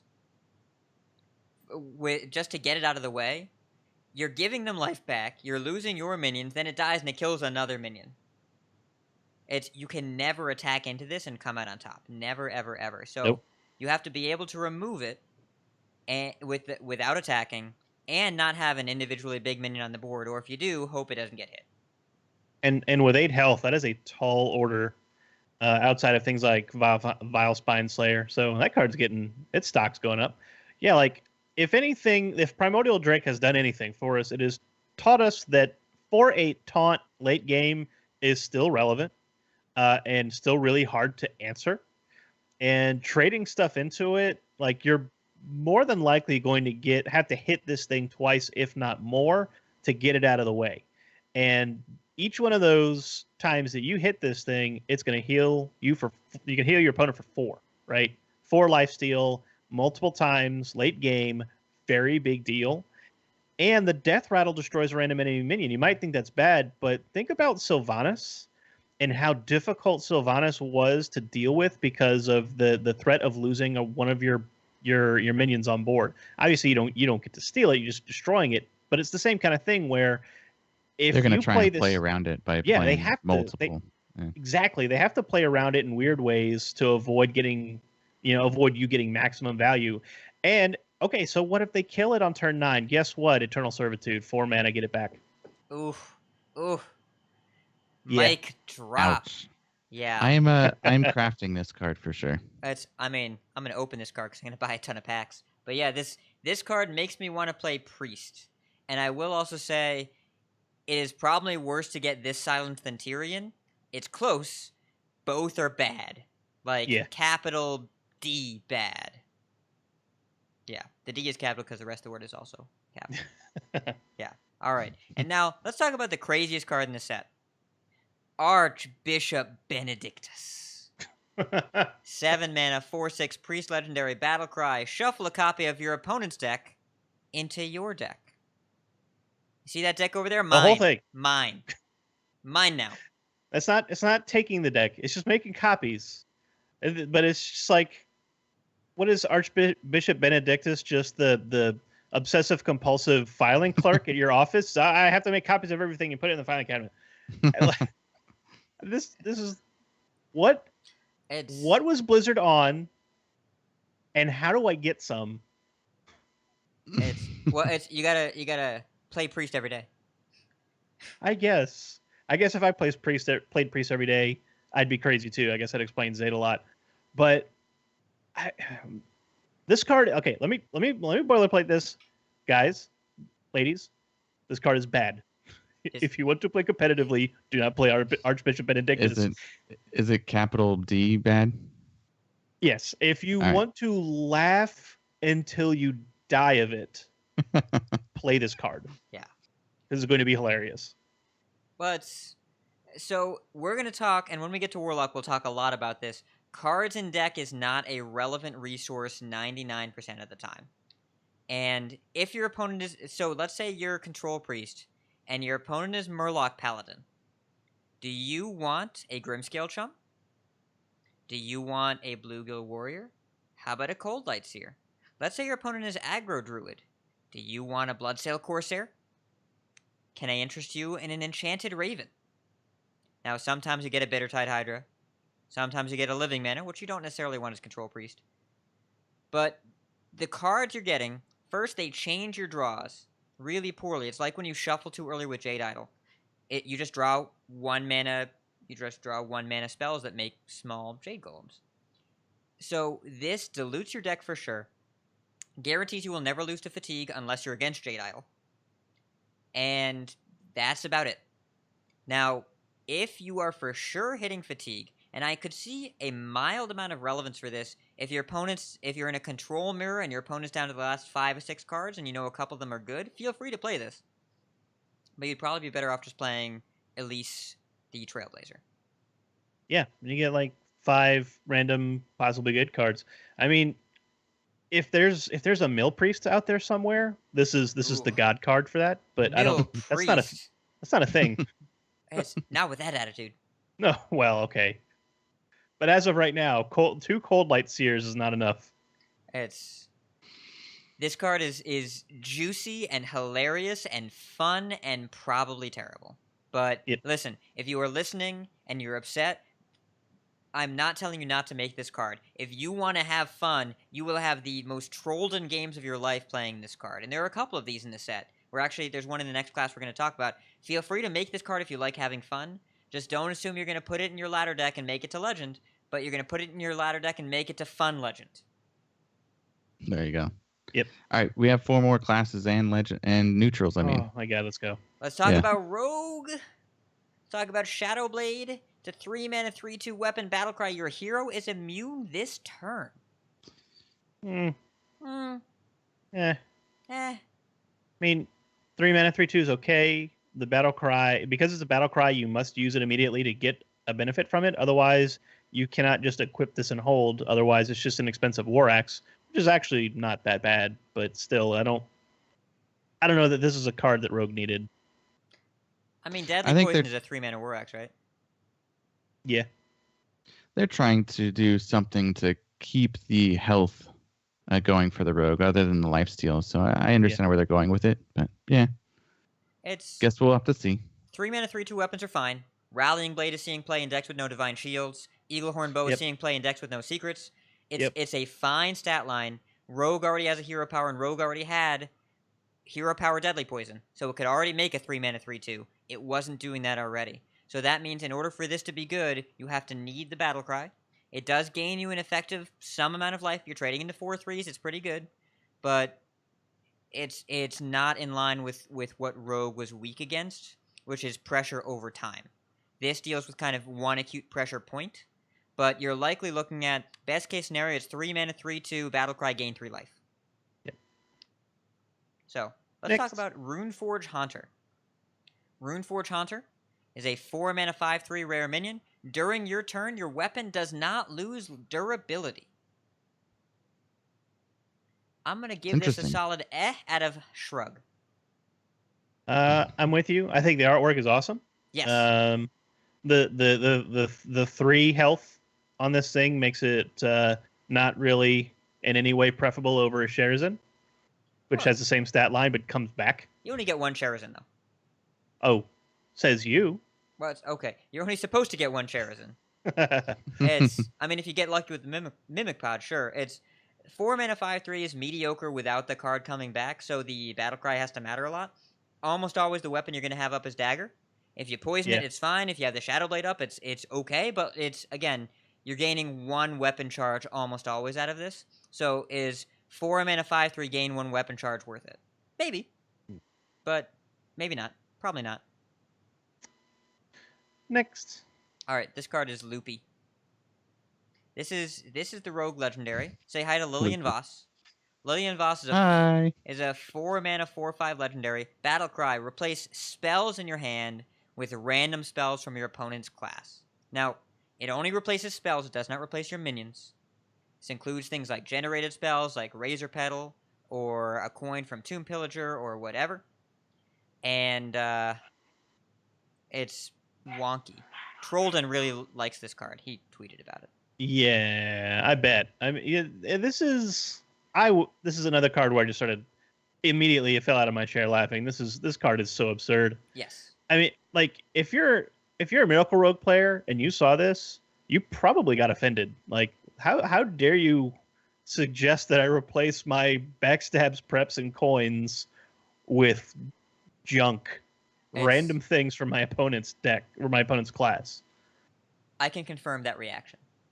But let's just pretend you're in a world where you're playing Tempo Rogue and maybe stuff like your Cold Blood or your Mimic Pod are not relevant. Maybe you get a couple of cool spells, but it's such a die roll at it. I mean, I've heard a couple people saying this actually is really good. I'm skeptical, but I'm willing to entertain the thought. It does curve into Ethereal Peddler on 5 though, so there's that. I'd like to go over the next legendary. Really, I think we got this one covered. Yeah. Well, we'll talk about Valera a lot. This one, I will say, if your hand is full of Razor Petals, that you're really happy about it. It's an on-curve minion, and Rogue doesn't have good 4-drops. It's not ever good in Miracle Rogue. If you ever think about this, putting this in Miracle Rogue, I will yell at you. But in a Tempo Rogue where your spell composition doesn't matter as much and you can generate additional spells, this might be worth playing. Let's talk about Valera. Let's talk about Valera the Hollow. She's not feeling herself. She's not feeling the same. She's a 9-mana Death Knight. Battle Cry, gain stealth until your next turn. Now, before we talk about anything else, this is what happens when Ice Block pops. This is an Ice Block pop that you decide when to happen. Appa would call it a time walk. It is a time walk. You get an extra turn. Yeah. Getting an extra turn for 9 mana is an appropriate cost for this. It's not 3 like Ice Block is. It's 9. It's a really incredibly powerful effect. So, especially in combination with this hero power. It's a passive hero power called Death Shadow. Passive means you don't click it. During your turn, you get a Shadow Reflection in your hand. A Shadow Reflection, every time you play a card, you transform this into a copy of it. Now, it doesn't carry over from turn to turn. So if you play Yogg-Saron, you don't get a second Yogg-Saron. You don't get to keep it. But every turn this resets, whatever card you play, this turns into a copy of it. If you play a Backstab, this is a Backstab. If you play a Vile Spine Slayer, this is a Vile Spine Slayer. If you play an Arcane Giant, this is an Arcane Giant. It copies whatever you just played, and you get to play it again once a turn. So I don't know that calling this a time walk-like effect is accurate, because you do have to spend your entire turn to do it. So really what it's... Because you play this for 9 mana, probably do nothing else, and you get stealthed, and you gain 5 health. So that turns the turn over to your opponent, who has a turn to do whatever they want, develop, draw cards, whatever. So you're not really skipping a turn. So really what it's doing is it's protecting Valera long enough to get into the hero power, which seems to have quite a number of potential like big combo effects. So that's what I'm looking forward to. Like this is, you can put down like a third Arcane Giant, you get like a third Eviscerate, like anything that's really good in Rogue that you like to combo in a single turn. Guess what? You could potentially get a second or third copy of it on the turn you're going to use it. So that seems like it has a lot of potential to me. It enables Control Rogue as an archetype, because you get to say, when I play this, I guaranteed survive, I gain 5 life, and then I double my value throughout the entire game, or at least significantly increment my value. And you can construct a deck where the spell composition allows you to, you can go Backstab and double Vile Spine for 2 cards, kill 3 things. You can go Vanish double Arcane Giant, which is a suggestion I heard today that was really, really strong in my eyes. Yeah. There's a lot of ways to take advantage of the card, and knowing for sure that you'll live to use it, it's not good if you're way, way, way behind board, unless your deck somehow has a board clear. It means Vanish will probably continue to see play there. But if you're even on board, or ahead at all, or you're ahead on resources, but you just need a way to finish out the game, this kind of lets you do that by generating so much more value as well out of the cards that you have. If Eviscerate was 4 mana deal 8 sometimes instead of 2 mana deal 4, that's 8 damage, a lot of damage. Yep. There's combo potential for stuff like Evolved Kobold plus, Sinister Strike. Like there are definitely ways to benefit from that hero power. And yeah, like Vanish is absolutely the play. Like if after you play Valera, you have conceded the board. Like if you're not behind on board, you will be, because they're just going to trade away your board and develop. So like Vanish is 100% a card you want in the deck with the Hollow. So once you Vanish, though, you still got another 4 mana, or maybe more if you prepped, and you have a development opportunity. You use initiative, a small amount of initiative, 4 mana or maybe 7. That's a big deal. Like this is a huge swingy card if combined with the right cards. And if you prep the Vanish, then you can play another Vanish. You could do that. If you want to double. Don't know why you would do that, but you can do it. It's if you like secrets, like a rogue. All right. Yeah. That card is super cool, but we're going to talk about my favorite card in the set. Yes. Burlock. Burlock. I hope his voice acting is appropriately like a cold shivering Murloc. Yes. I want to hear it so bad. No, I hope he goes burgle. It's a very cold Murloc. It's a 2 mana 2/2 battle cry, freeze an enemy. So it's a Glacial Shard with 1 more point of butt and a Murloc tag, and it's a Shaman class card. So if the Murloc tag matters, this is awesome. If having high density of freeze effects matters, this is awesome. And it's a Burlock. It's a Murloc. It does have the Murloc tribe. So like, yeah, the big problem with Unite the Murlocs was that you gave up turn one. Like you didn't get to play any of your awesome 1-drop Murlocs because you had to play the quests. But this says that's okay because yeah, I gave my opponent initiative, but I can freeze that minion that they developed ahead of me, and possibly swing the game back. So like this is going to be definitely used. It's a good I freeze like effect. Oh man, the quote in the chat: "Do you want to build a shaman?" Yeah. Oh man, puns are the best. All right. So, cryostasis. Cryostasis, 2 mana, epic shaman spell. Give a minion +3/+3 and freeze it. I have no idea what to make of this card. Actually, Yeah, I'm Yeah. kind of clueless too. We'll have to see how this works into the archetype of the freeze. this is a card that is completely useless without context because using it on Yeah. your own minions is fine, I guess. Like maybe you can use it on a Manatide Totem or something.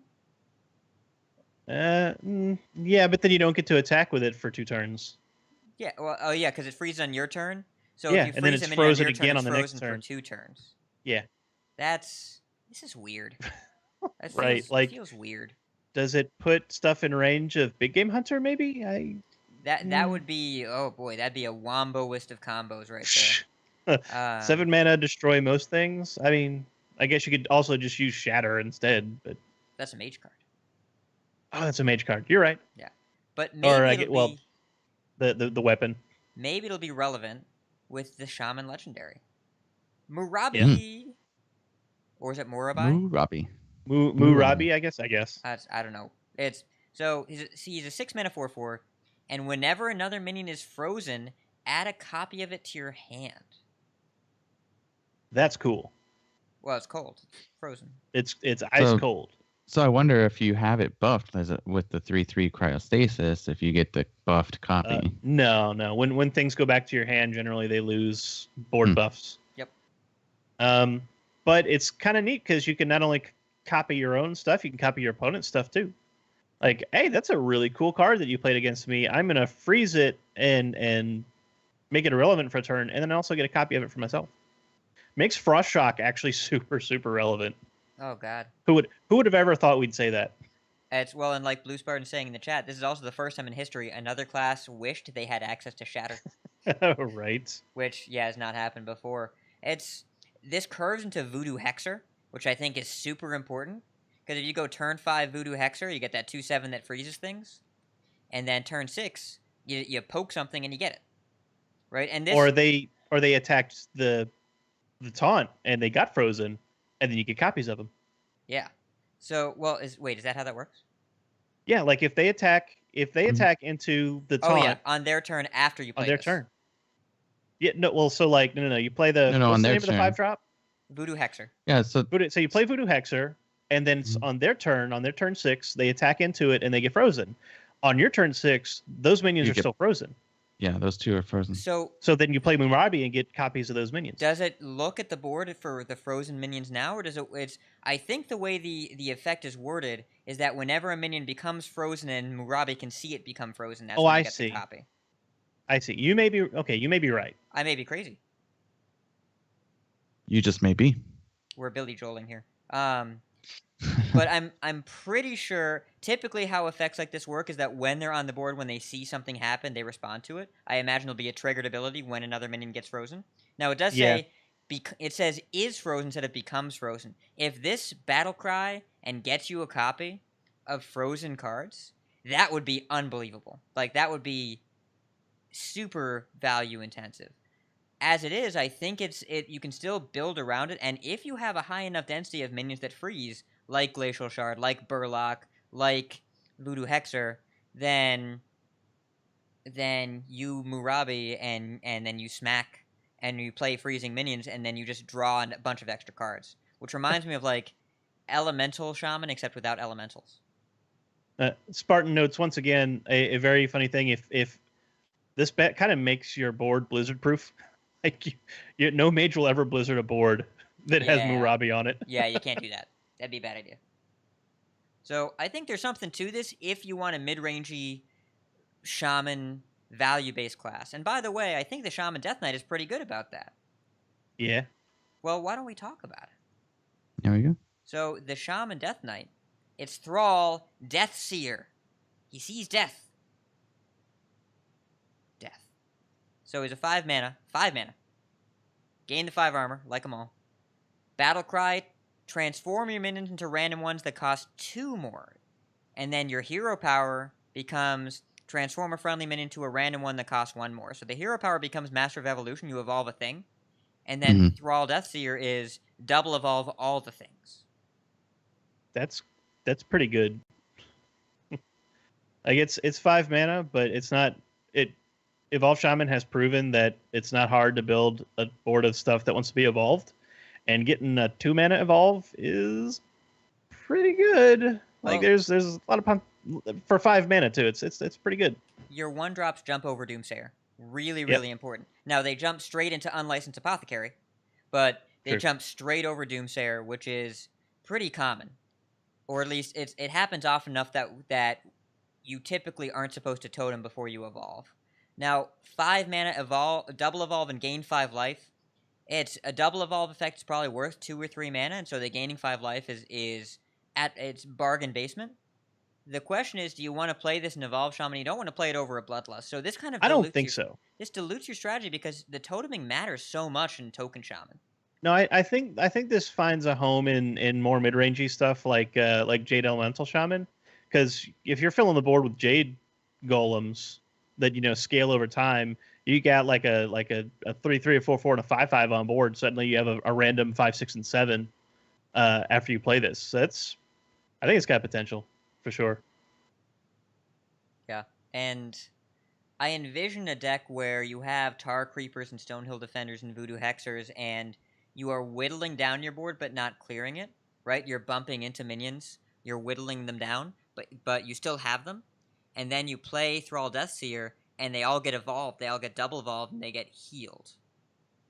So I envision there being a different kind of mid-range board control deck as opposed to Token Shaman, which is very much a tempo-based wide board but go aggro deck. Yeah. And again, it's like other Death Knights where you're getting kind of like constant unending value with the hero power. Yep. Feels more like the heroes that they were making in the Tavern Brawls. That's what the Death Knights are feeling like. It's kind of cool. I mean, they're meant to feel pretty different, right? Yeah. All right. All right. Next class. We got 2 more classes than neutrals. And this one, Defile, a Warlock card.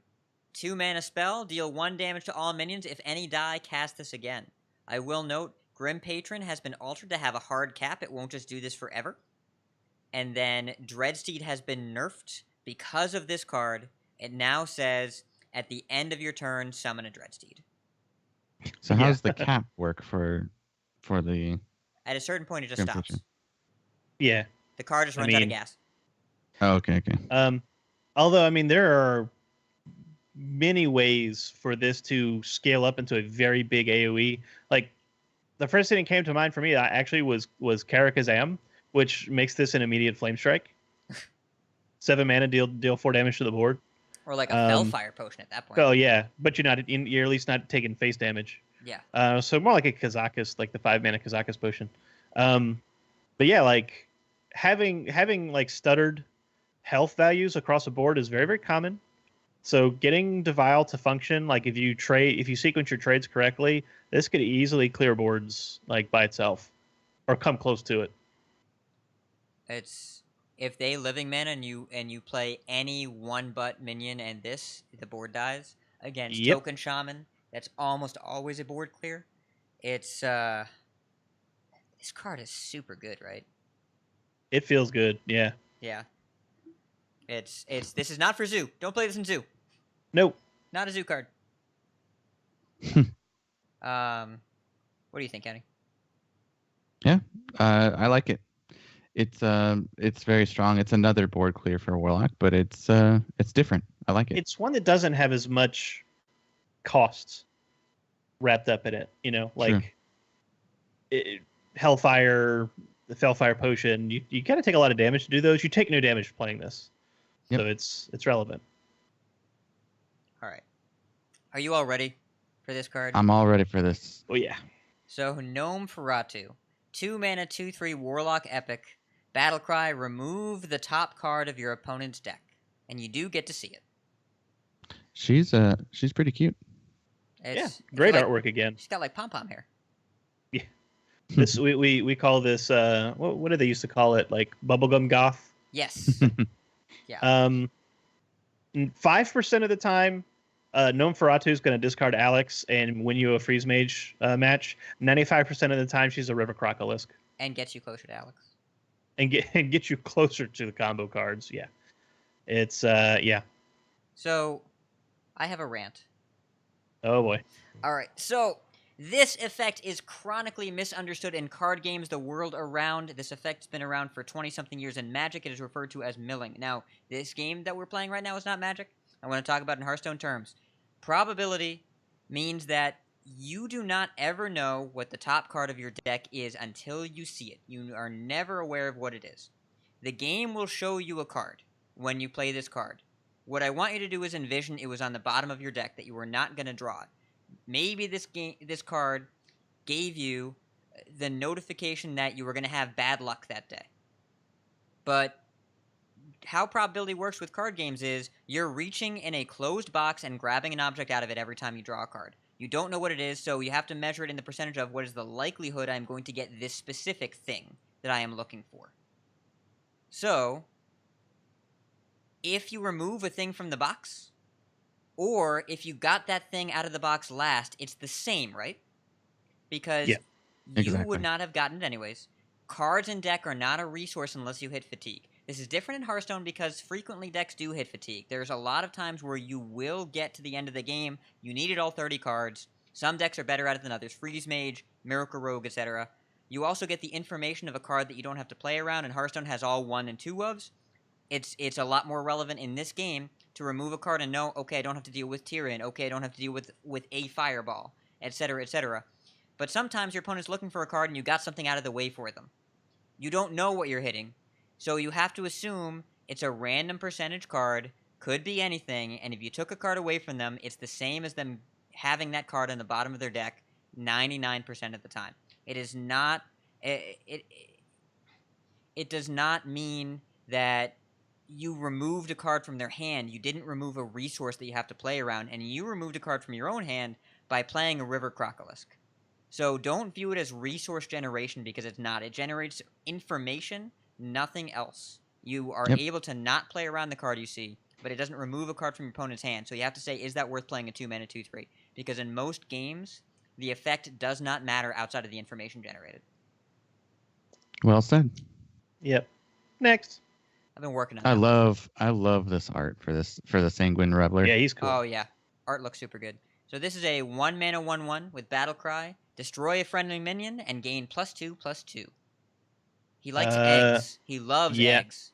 Likes eggs, although eggs don't do great in Warlock, specifically Zulok right now, just because the cost is high. However, it is not hard for Zulok to sacrifice a minion because they are often very, very tiny and don't, once you get the attack, it's fine. So this guy can read 1-mana 3/3 fairly often, especially if you're playing with the Corsair, because you can go Corsair on 1 and coin half the time and eat patches, and you've got a 1/2 and a 3/3 on turn 1, and that is a damn good start. I think this guy's probably gonna get the Zulok players back into the deck building groove. Oh, I've been thinking about it. It's big for 1 mana, and we haven't seen all the death rattles yet, but I feel confident there will be some low-cost death rattles, and you want to eat those pretty badly. Yeah. How about Treachery? I still love the art. Yeah. Oh, the art is great. And Treachery actually has really cool art, too, and a really interesting effect. 3 mana, epic spell. Choose a friendly minion. Your opponent gains control of it. You give it to them. You donate it. Here you go. Yeah, you can have this. Now, if that minion happens to be a Doomsayer, it's an explosive present. Yeah, like it is actually more or less in a Doomsayer that cannot be countered. But if you combine it with the Doomsayer. it's not Frost Nova in that your opponent still gets to develop on their turn. You don't keep Yes. initiative, but it is 3 mana or 5 mana, 2 cards, clear the board for sure. Yep. And there are some other interesting applications which I toyed around with. Most of them not really good, very janky, not getting a lot of value. But one of them that kind of raised my eyebrow was Emerald Hive Queen, which is the 1 mana 2/3, increase the cost of your minions by 2. So it kind of functioned like was envisioned kind of like a zombie chow, where you play it early and control the board and allow yourself to do other things while it took care of aggressive starts. So you could do that still with the Hive Queen, trade away a 1-drop, and then turn 2 coin or turn 3, maybe even turn 2 with Blood Bloom, Treachery, and send it over to your opponent and completely obliterate their ability to develop early, which is actually, that might be a legitimate thing and might, along with a couple other things, make Treachery a playable card. Okay, so What's the bomber where you do 5 damage? Bomb Squad. Bomb Squad. Yeah. Interesting. That's another card that because I mean that becomes a 5 mana deal 5, and if it lives long enough for you to make it into a Treachery combo, also probably deals 5 to your opponent's face. So it's possible. Okay, so you save the coin, you go Unlicensed Apothecary, Treachery it, coin Leroy, take 16. Also works. Another combination. So that's what I mean. Like there are a few minions that actually make this like possibly worth playing. You know, like you could actually play like a combo lock, like a control combo lock that tops off with Leroy, and uses Treachery as Treachery plus Unlicensed as part of its end game. All right. Cool. So, Unwilling Sacrifice. This is a 3 mana Warlock spell. Choose a friendly minion, destroy it, and a random enemy minion. So, this is, in Magic, this is called an Edict effect, which it makes your opponent sacrifice a minion. This is a much worse version of it because you have to kill one of your own minions. But if your opponent has one thing that's hard to kill, this is the card you want against it. Right? You eat something small of yours, and you kill something good against theirs. If they have a wider assortment of minions, generally the way to evaluate is assume it's always going to hit the worst one. Yeah. Well, in that case, hopefully you played Defile instead. Unwilling Sacrifice is almost identical to Deadly Shot, with the exception of the cost of having to sacrifice a minion, which may not be bad if you have the correct deck for that. Like again, stuff with like positive death rattles could be a thing, or just pop a token, not a big deal if you pop it. So, I don't think it's appropriate for Zoolock, because Zoolock's not really looking for hard removal most of the time. They're just trying to control the board and hit your face. So maybe in like Control-y, Nazathi kind of things, where you might want to pop an egg, maybe. I don't know. It depends. Like, if you see a lot of Obsidian statues or Tyrians or Ysseras or Sagoths or Primordial Drakes, being able to have 3 mana, I kill something I don't care about and I kill something you really care about might be relevant. But you have to exist in a world where you know for sure your opponent's going to have one big thing that matters, and that's really hard to guarantee. Okay. All right, no comment. Warrior. How do you feel about 1 mana 1/3s, Kenny? I like them. How about Animated Berserker? It's a 1 mana 1/3, and after you play a minion, deal 1 damage to it. That's pretty good. I think so. For Warrior, yeah, like immediate card draw off of Acolyte, guaranteed 2. Immediate, pick any self-damaging effect that Warrior has benefited from since the beginning of time, or at least the beginning of the game, and pretend that you can also put down a really good 1-drop that does it for you instead of having to combo it into other stuff. Okay, how about N'Zoth's First Mate? Not that. That is not one of the minions you want to damage. Okay. Play something else. Yeah, play something else. But also Elemental. Volatile Elemental could be a thing. Actually, the other thing that I was thinking of is this is going to be a big enabler for Battle Rage.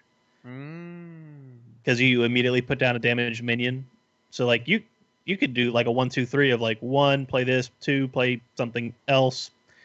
Like and then 3 Battle Rage plus something else. I don't know, or even with Bloodhoof Brave, like it's immediate 4 mana 5/5. Yeah. Mm-hmm. It's pretty good. I think it's a very strong card. It doesn't go in every build, but it goes in a lot of builds. Yeah. And the self-damaging has been something that Warrior has typically benefited from for a while. So I'm really excited about this card. And 1 mana 1/3s, almost every 1 mana 1/3 printed has seen play / been a marquee class card forever. True. How about Dead You Man's like- Hand? Ooh. This is the card I am hottest on so far. Still, after having seen almost 100 cards, this is the card I want to play with. Like when I saw this card, I thought of every 8, 9, 10 card hand that I have ever played in Control Warrior, and thought to myself, would I pay 2 mana to get a second or third copy of all these cards? And the answer is yes. Well, Yes, I would. but in your deck, not in your hand. It's That's fine because I will draw them. Dead Man's Hand. It's a 2 mana warrior epic spell. Shuffle a copy of your hand into your deck. So you take your hand, Yes. you duplicate every single card, and you take the copies and you just shove them in the deck and shuffle it up. Absolutely. Anti-fatigue. Yes. Yes, that is another part of it, because one of the things that happens with Control Warrior is that it is, if it runs out of threats, it does nothing and goes to fatigue, and this will prevent that. Maybe not 100%, but will make it all but irrelevant. And because what happens in these control mirrors is that you don't want to draw cards and get ahead on the fatigue count.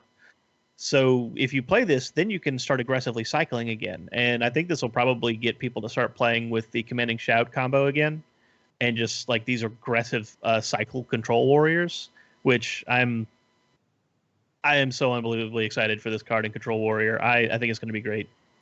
Yeah. It's if a classic Control Warrior still exists, which it hasn't in a while, if it still exists, then this probably belongs in as a one of, and that should be all you need. Because if you ever thought, boy, this Elise the Trailblazer is too hot, and this Archbishop Benedictus is too cold, this Dead Man's Hand is just right. There you go. All right. So there's one more warrior card, and by the way, the animated Berserker loves this one too. This is Valkyr Soul Claimer. It's a 3 mana 1/4 rare minion. Whenever this minion survives damage, you summon a 2/2 ghoul. So basically, every time it gets blood to Ichrid, it makes the 2/2 for you. It should be noted this is not the same text as Acolyte. If this takes 4 damage, it does nothing. It's a 3 mana 1/4. Right.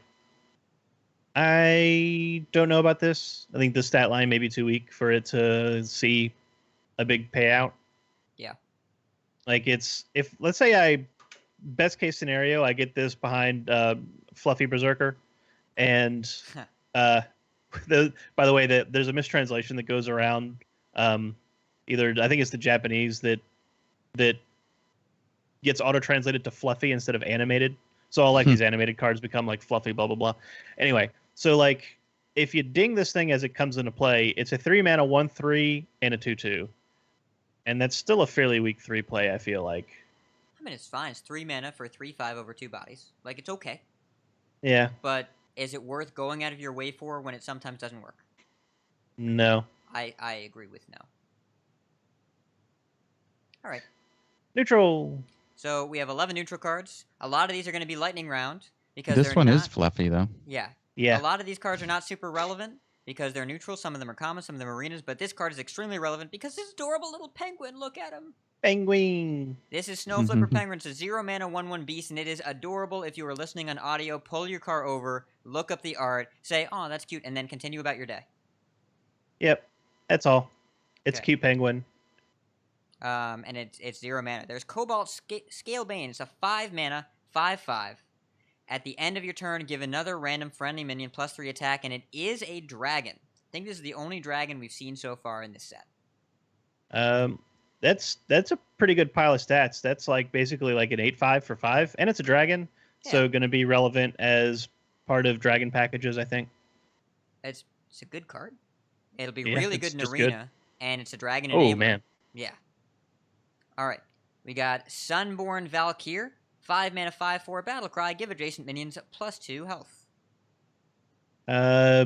Again, good stat line, doesn't affect the board, probably very good in Arena. Yeah, Arena. Yep. Next. Necrotic Geist. Whenever one of your it's a 6 mana 5/3. Whenever one of your other minions dies, summon a 2/2 ghoul. Probably too slow to realize a big payoff. Yeah. It's small. Like Yeah, unless you so can play it and trade all your other stuff in that turn, it's not good. yeah, and I mean you're talking about turn 6 generating 2/2s, which is kind of weak. Yeah. It's like a really bad Soul of the Forest. Yeah. Okay. Bone Mare. Bone Mare's good. Bone Mare is 7 mana 5/5. Battle Cry. Give a friendly minion. +4/+4 and taunt.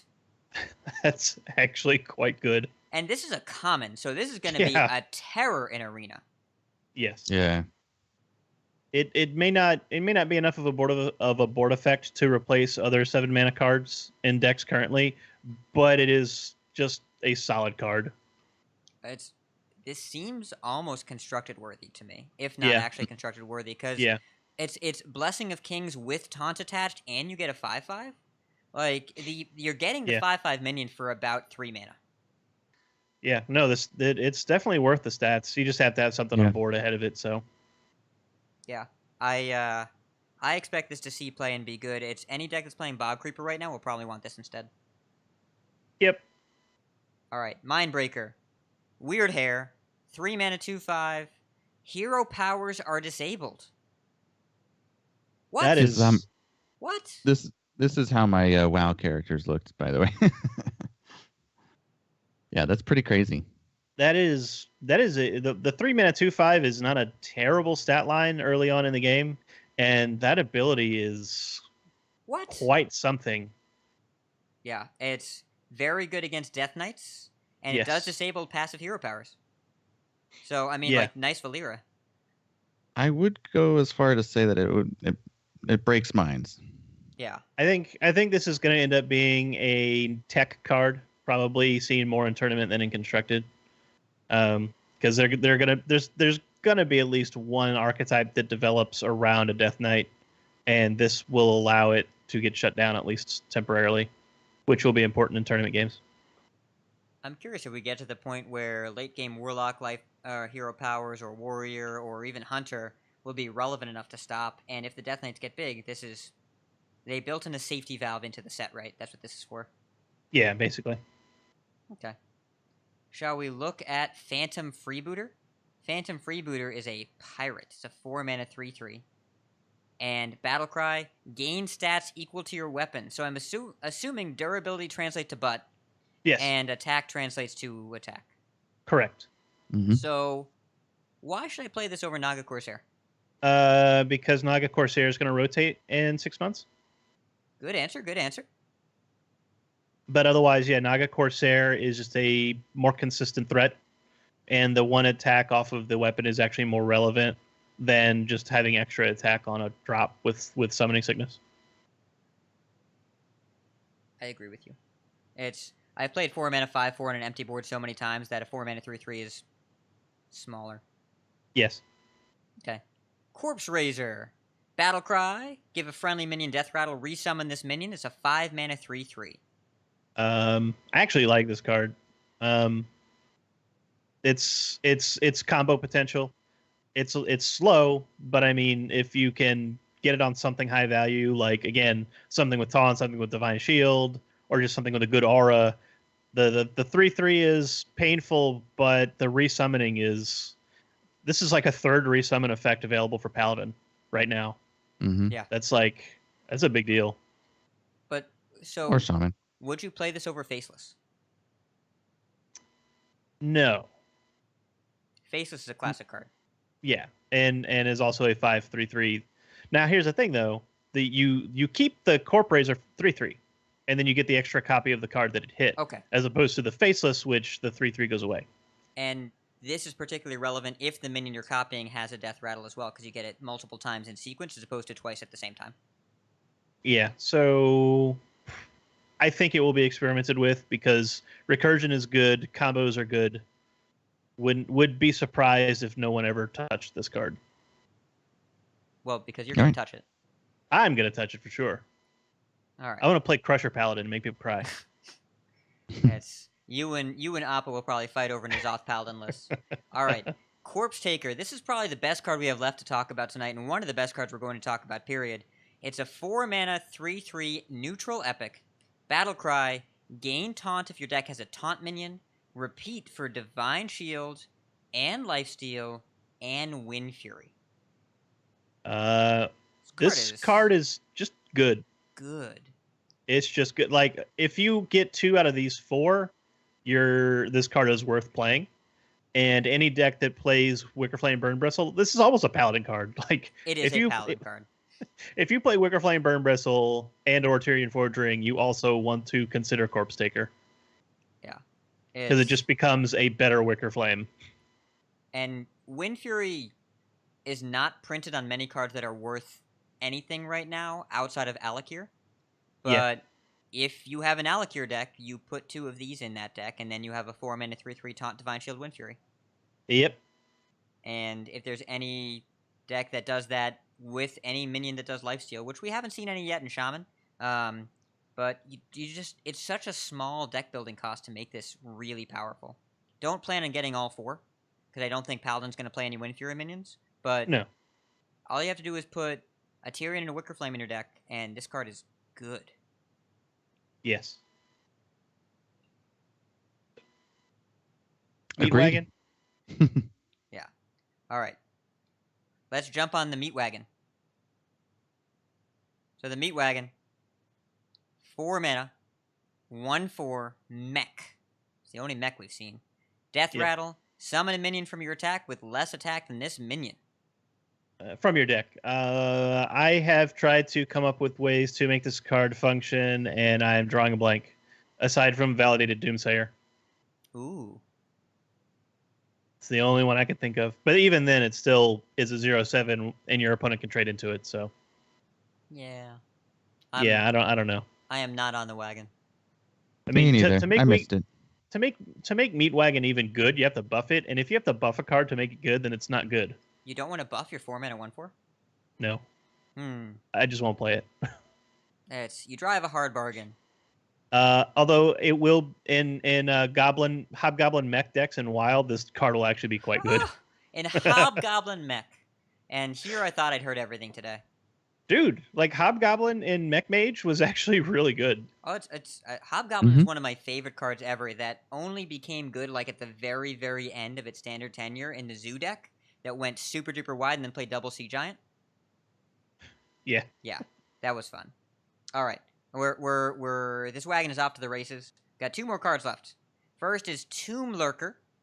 5 mana, 5/3 Battle Cry. Add a random Death Rattle minion that died this game to your hand. It's a Battle Cry to get that card back. Yeah, that's not bad. I mean, for Death Rattle decks that are playing long games, like this guy's not bad. I mean, you just get another copy of a relevant card that you already played. I don't see that being a bad thing. The stat line's weak. It can get pinged off by a Frostbolt, but I mean, you're guaranteed to get a recursion card, recursion effect. If a Death Rattle minion died. Yeah, which by turn 5 should happen. So, is this better than Lotus Agents? Yes. I think so because you get to curate the card that you get back. Correct. You don't get to discover, but you get to shrink the pool by orders of magnitude. Right. So, I think it's better than Lotus Agents. Now, that doesn't say much. But I think in terms of a random value minion, it's okay. I still don't see it seeing constructed play. Probably not. But recursion is good, and I always try to look for uses of cards with recursion effects. All right. Ready for the last card? I am. The last card. Kenny, you ready? Yeah. We've got a Prince. Prince Valinar. 4 mana, 4/4 Battle Cry. If your deck has no 4-cost cards at all, gain Lifesteal and Taunt. I would not voluntarily play a legendary that just said 4 mana, 4/4 Lifesteal and Taunt. I mean, okay. I would probably play that in some decks. The 4 slot is so important in so many decks, Well, though. the first sentence is really important, right? It's I would play 4 mana 4/4 Lifesteal and Taunt. I wouldn't play 4 mana 4/4 Gut Your Deck Lifesteal Taunt. Right. But I mean, this Yeah. card is thematically in line with the other Vampire Princes because they all kind of suck. Yep. Yeah. Yeah. I don't know. I'm not seeing this. I'm not seeing take just this part of your deck that you want to have and just throw it out the window, and in exchange you get a decently statted minion. You get an okay minion. Yeah. We're done. I don't think it's legendary. No. Yeah. Mostly dairy. Elfine. Fiend. We did it. And only, slightly less long than last week. Actually longer. But with the response of people listening, I think it may People be worth really it. liked last week, so yeah, that's fine. Well, they certainly downloaded it. So I don't have proof that means they liked it, but we have proof that they liked having it on their phone. There And you so go. listen, if you need to take up space on your phone, we're here for you again this week. It's the least we can do. I'm starting to get exhausted after all these longer shows. Yeah. Well, and I think we're more than halfway through the set reveals because we had about Yes. I think we had a dozen cards before our last reveal, so we're up to about 75. So this will probably be the longest and biggest block that we deal with, unless they reveal Yep. them all in the next week, in which case we'll bring sleeping bags. Yeah. I think it may just be kind of glancing over the blanks. Yeah. Like just the vanilla pack fillers. Yeah. Right, with the random common 2-drops that, like your Gadgets and Socialites, we don't have to Yeah, talk right. about the equivalent of Dance With Me. Right. All right, let's head on out of here. I do want to say thanks to Stefan for letting us use this cover. You can check him out on his channel, which is linked in our show notes at coinconcede.com. If you want to write into us, you can send your emails that we're going to go over in weeks from now at coinconcede@gmail.com. You can follow us on Twitter at coinconcede. There's facebook.com/coinconcede, discord.coinconcede if you'd like to join our lively chat. And if you want to go shopping, I saw someone shopped for, I think they were in Australia. Somebody got a sticker, didn't they? Yeah, somebody else got a sticker. Yeah. So, that's shop.coinconcede.com, and you can see all that stuff. It's a new month, so we're going to be prodding Cinder when he has time to come up It's with, almost done, actually. I'll probably put it up before next week's show. All right, great. I'm excited. I haven't heard about it yet. And a big thank you to our producers, Viriatus and Sipe Mopko.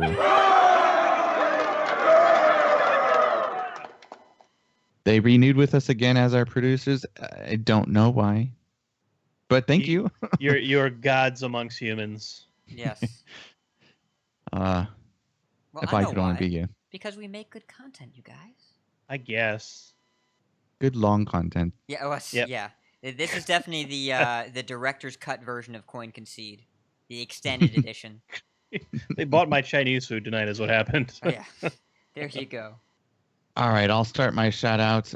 This week it's going to be Cinder for all his hard work with the Listener League. Thanks. You're Yeah. awesome. Yeah. Sure. I enjoyed it. It was a pleasure, and I will do it again. All right, and Cinder, what about you? Shout out to returning regular Follow Durden, who reminded me to go sign up for season 7 of Team Hearth League. Woo. So Coin Concede is kind of positively brigading THL, and THL kind of brigaded us today Yeah. in a good way Seems like- again. There's a lot of crossover, and Team Hearth League, I'm a big fan of that. Also, the president.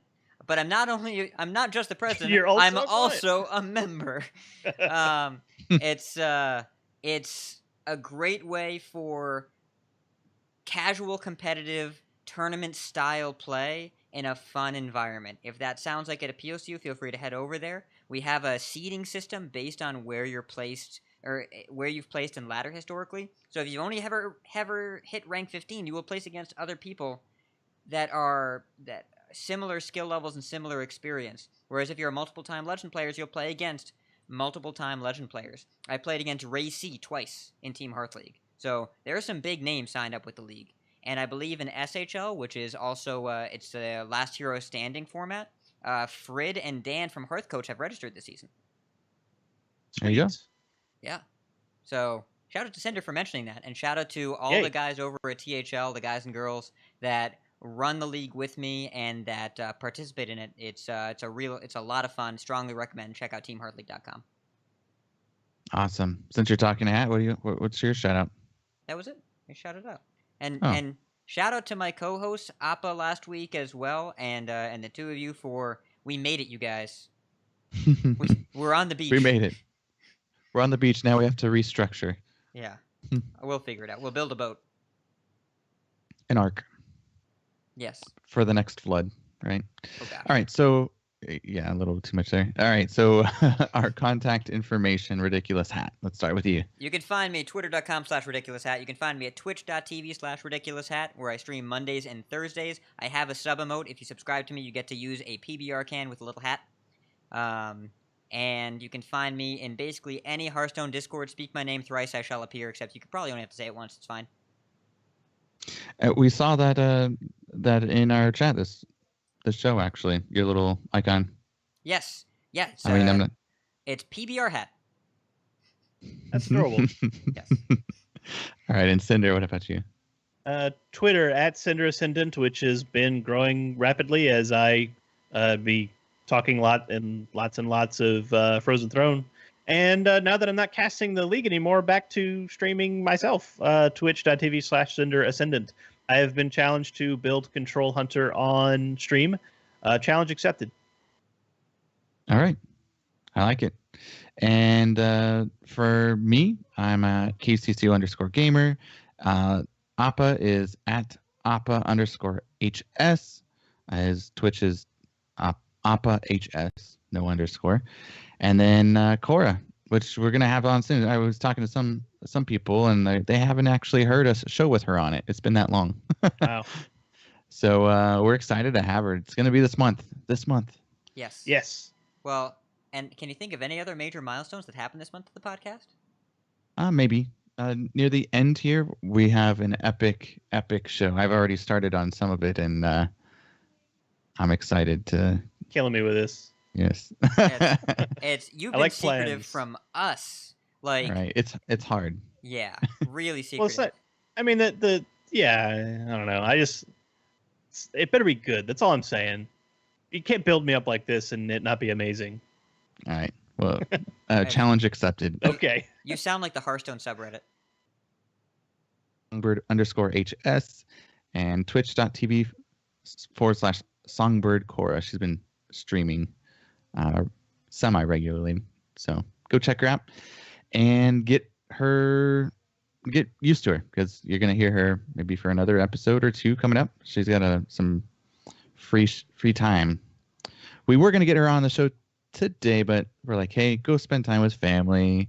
You've been away forever. Like, take care of your family first and see them. So it's only been 6 months. Come on. Yeah, only.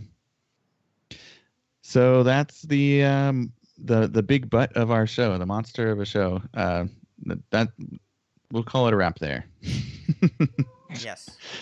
I need to sleep. All right, so keep calm and chive on, and if you see us on ladder, coin concede. Coin concede. Coin concede.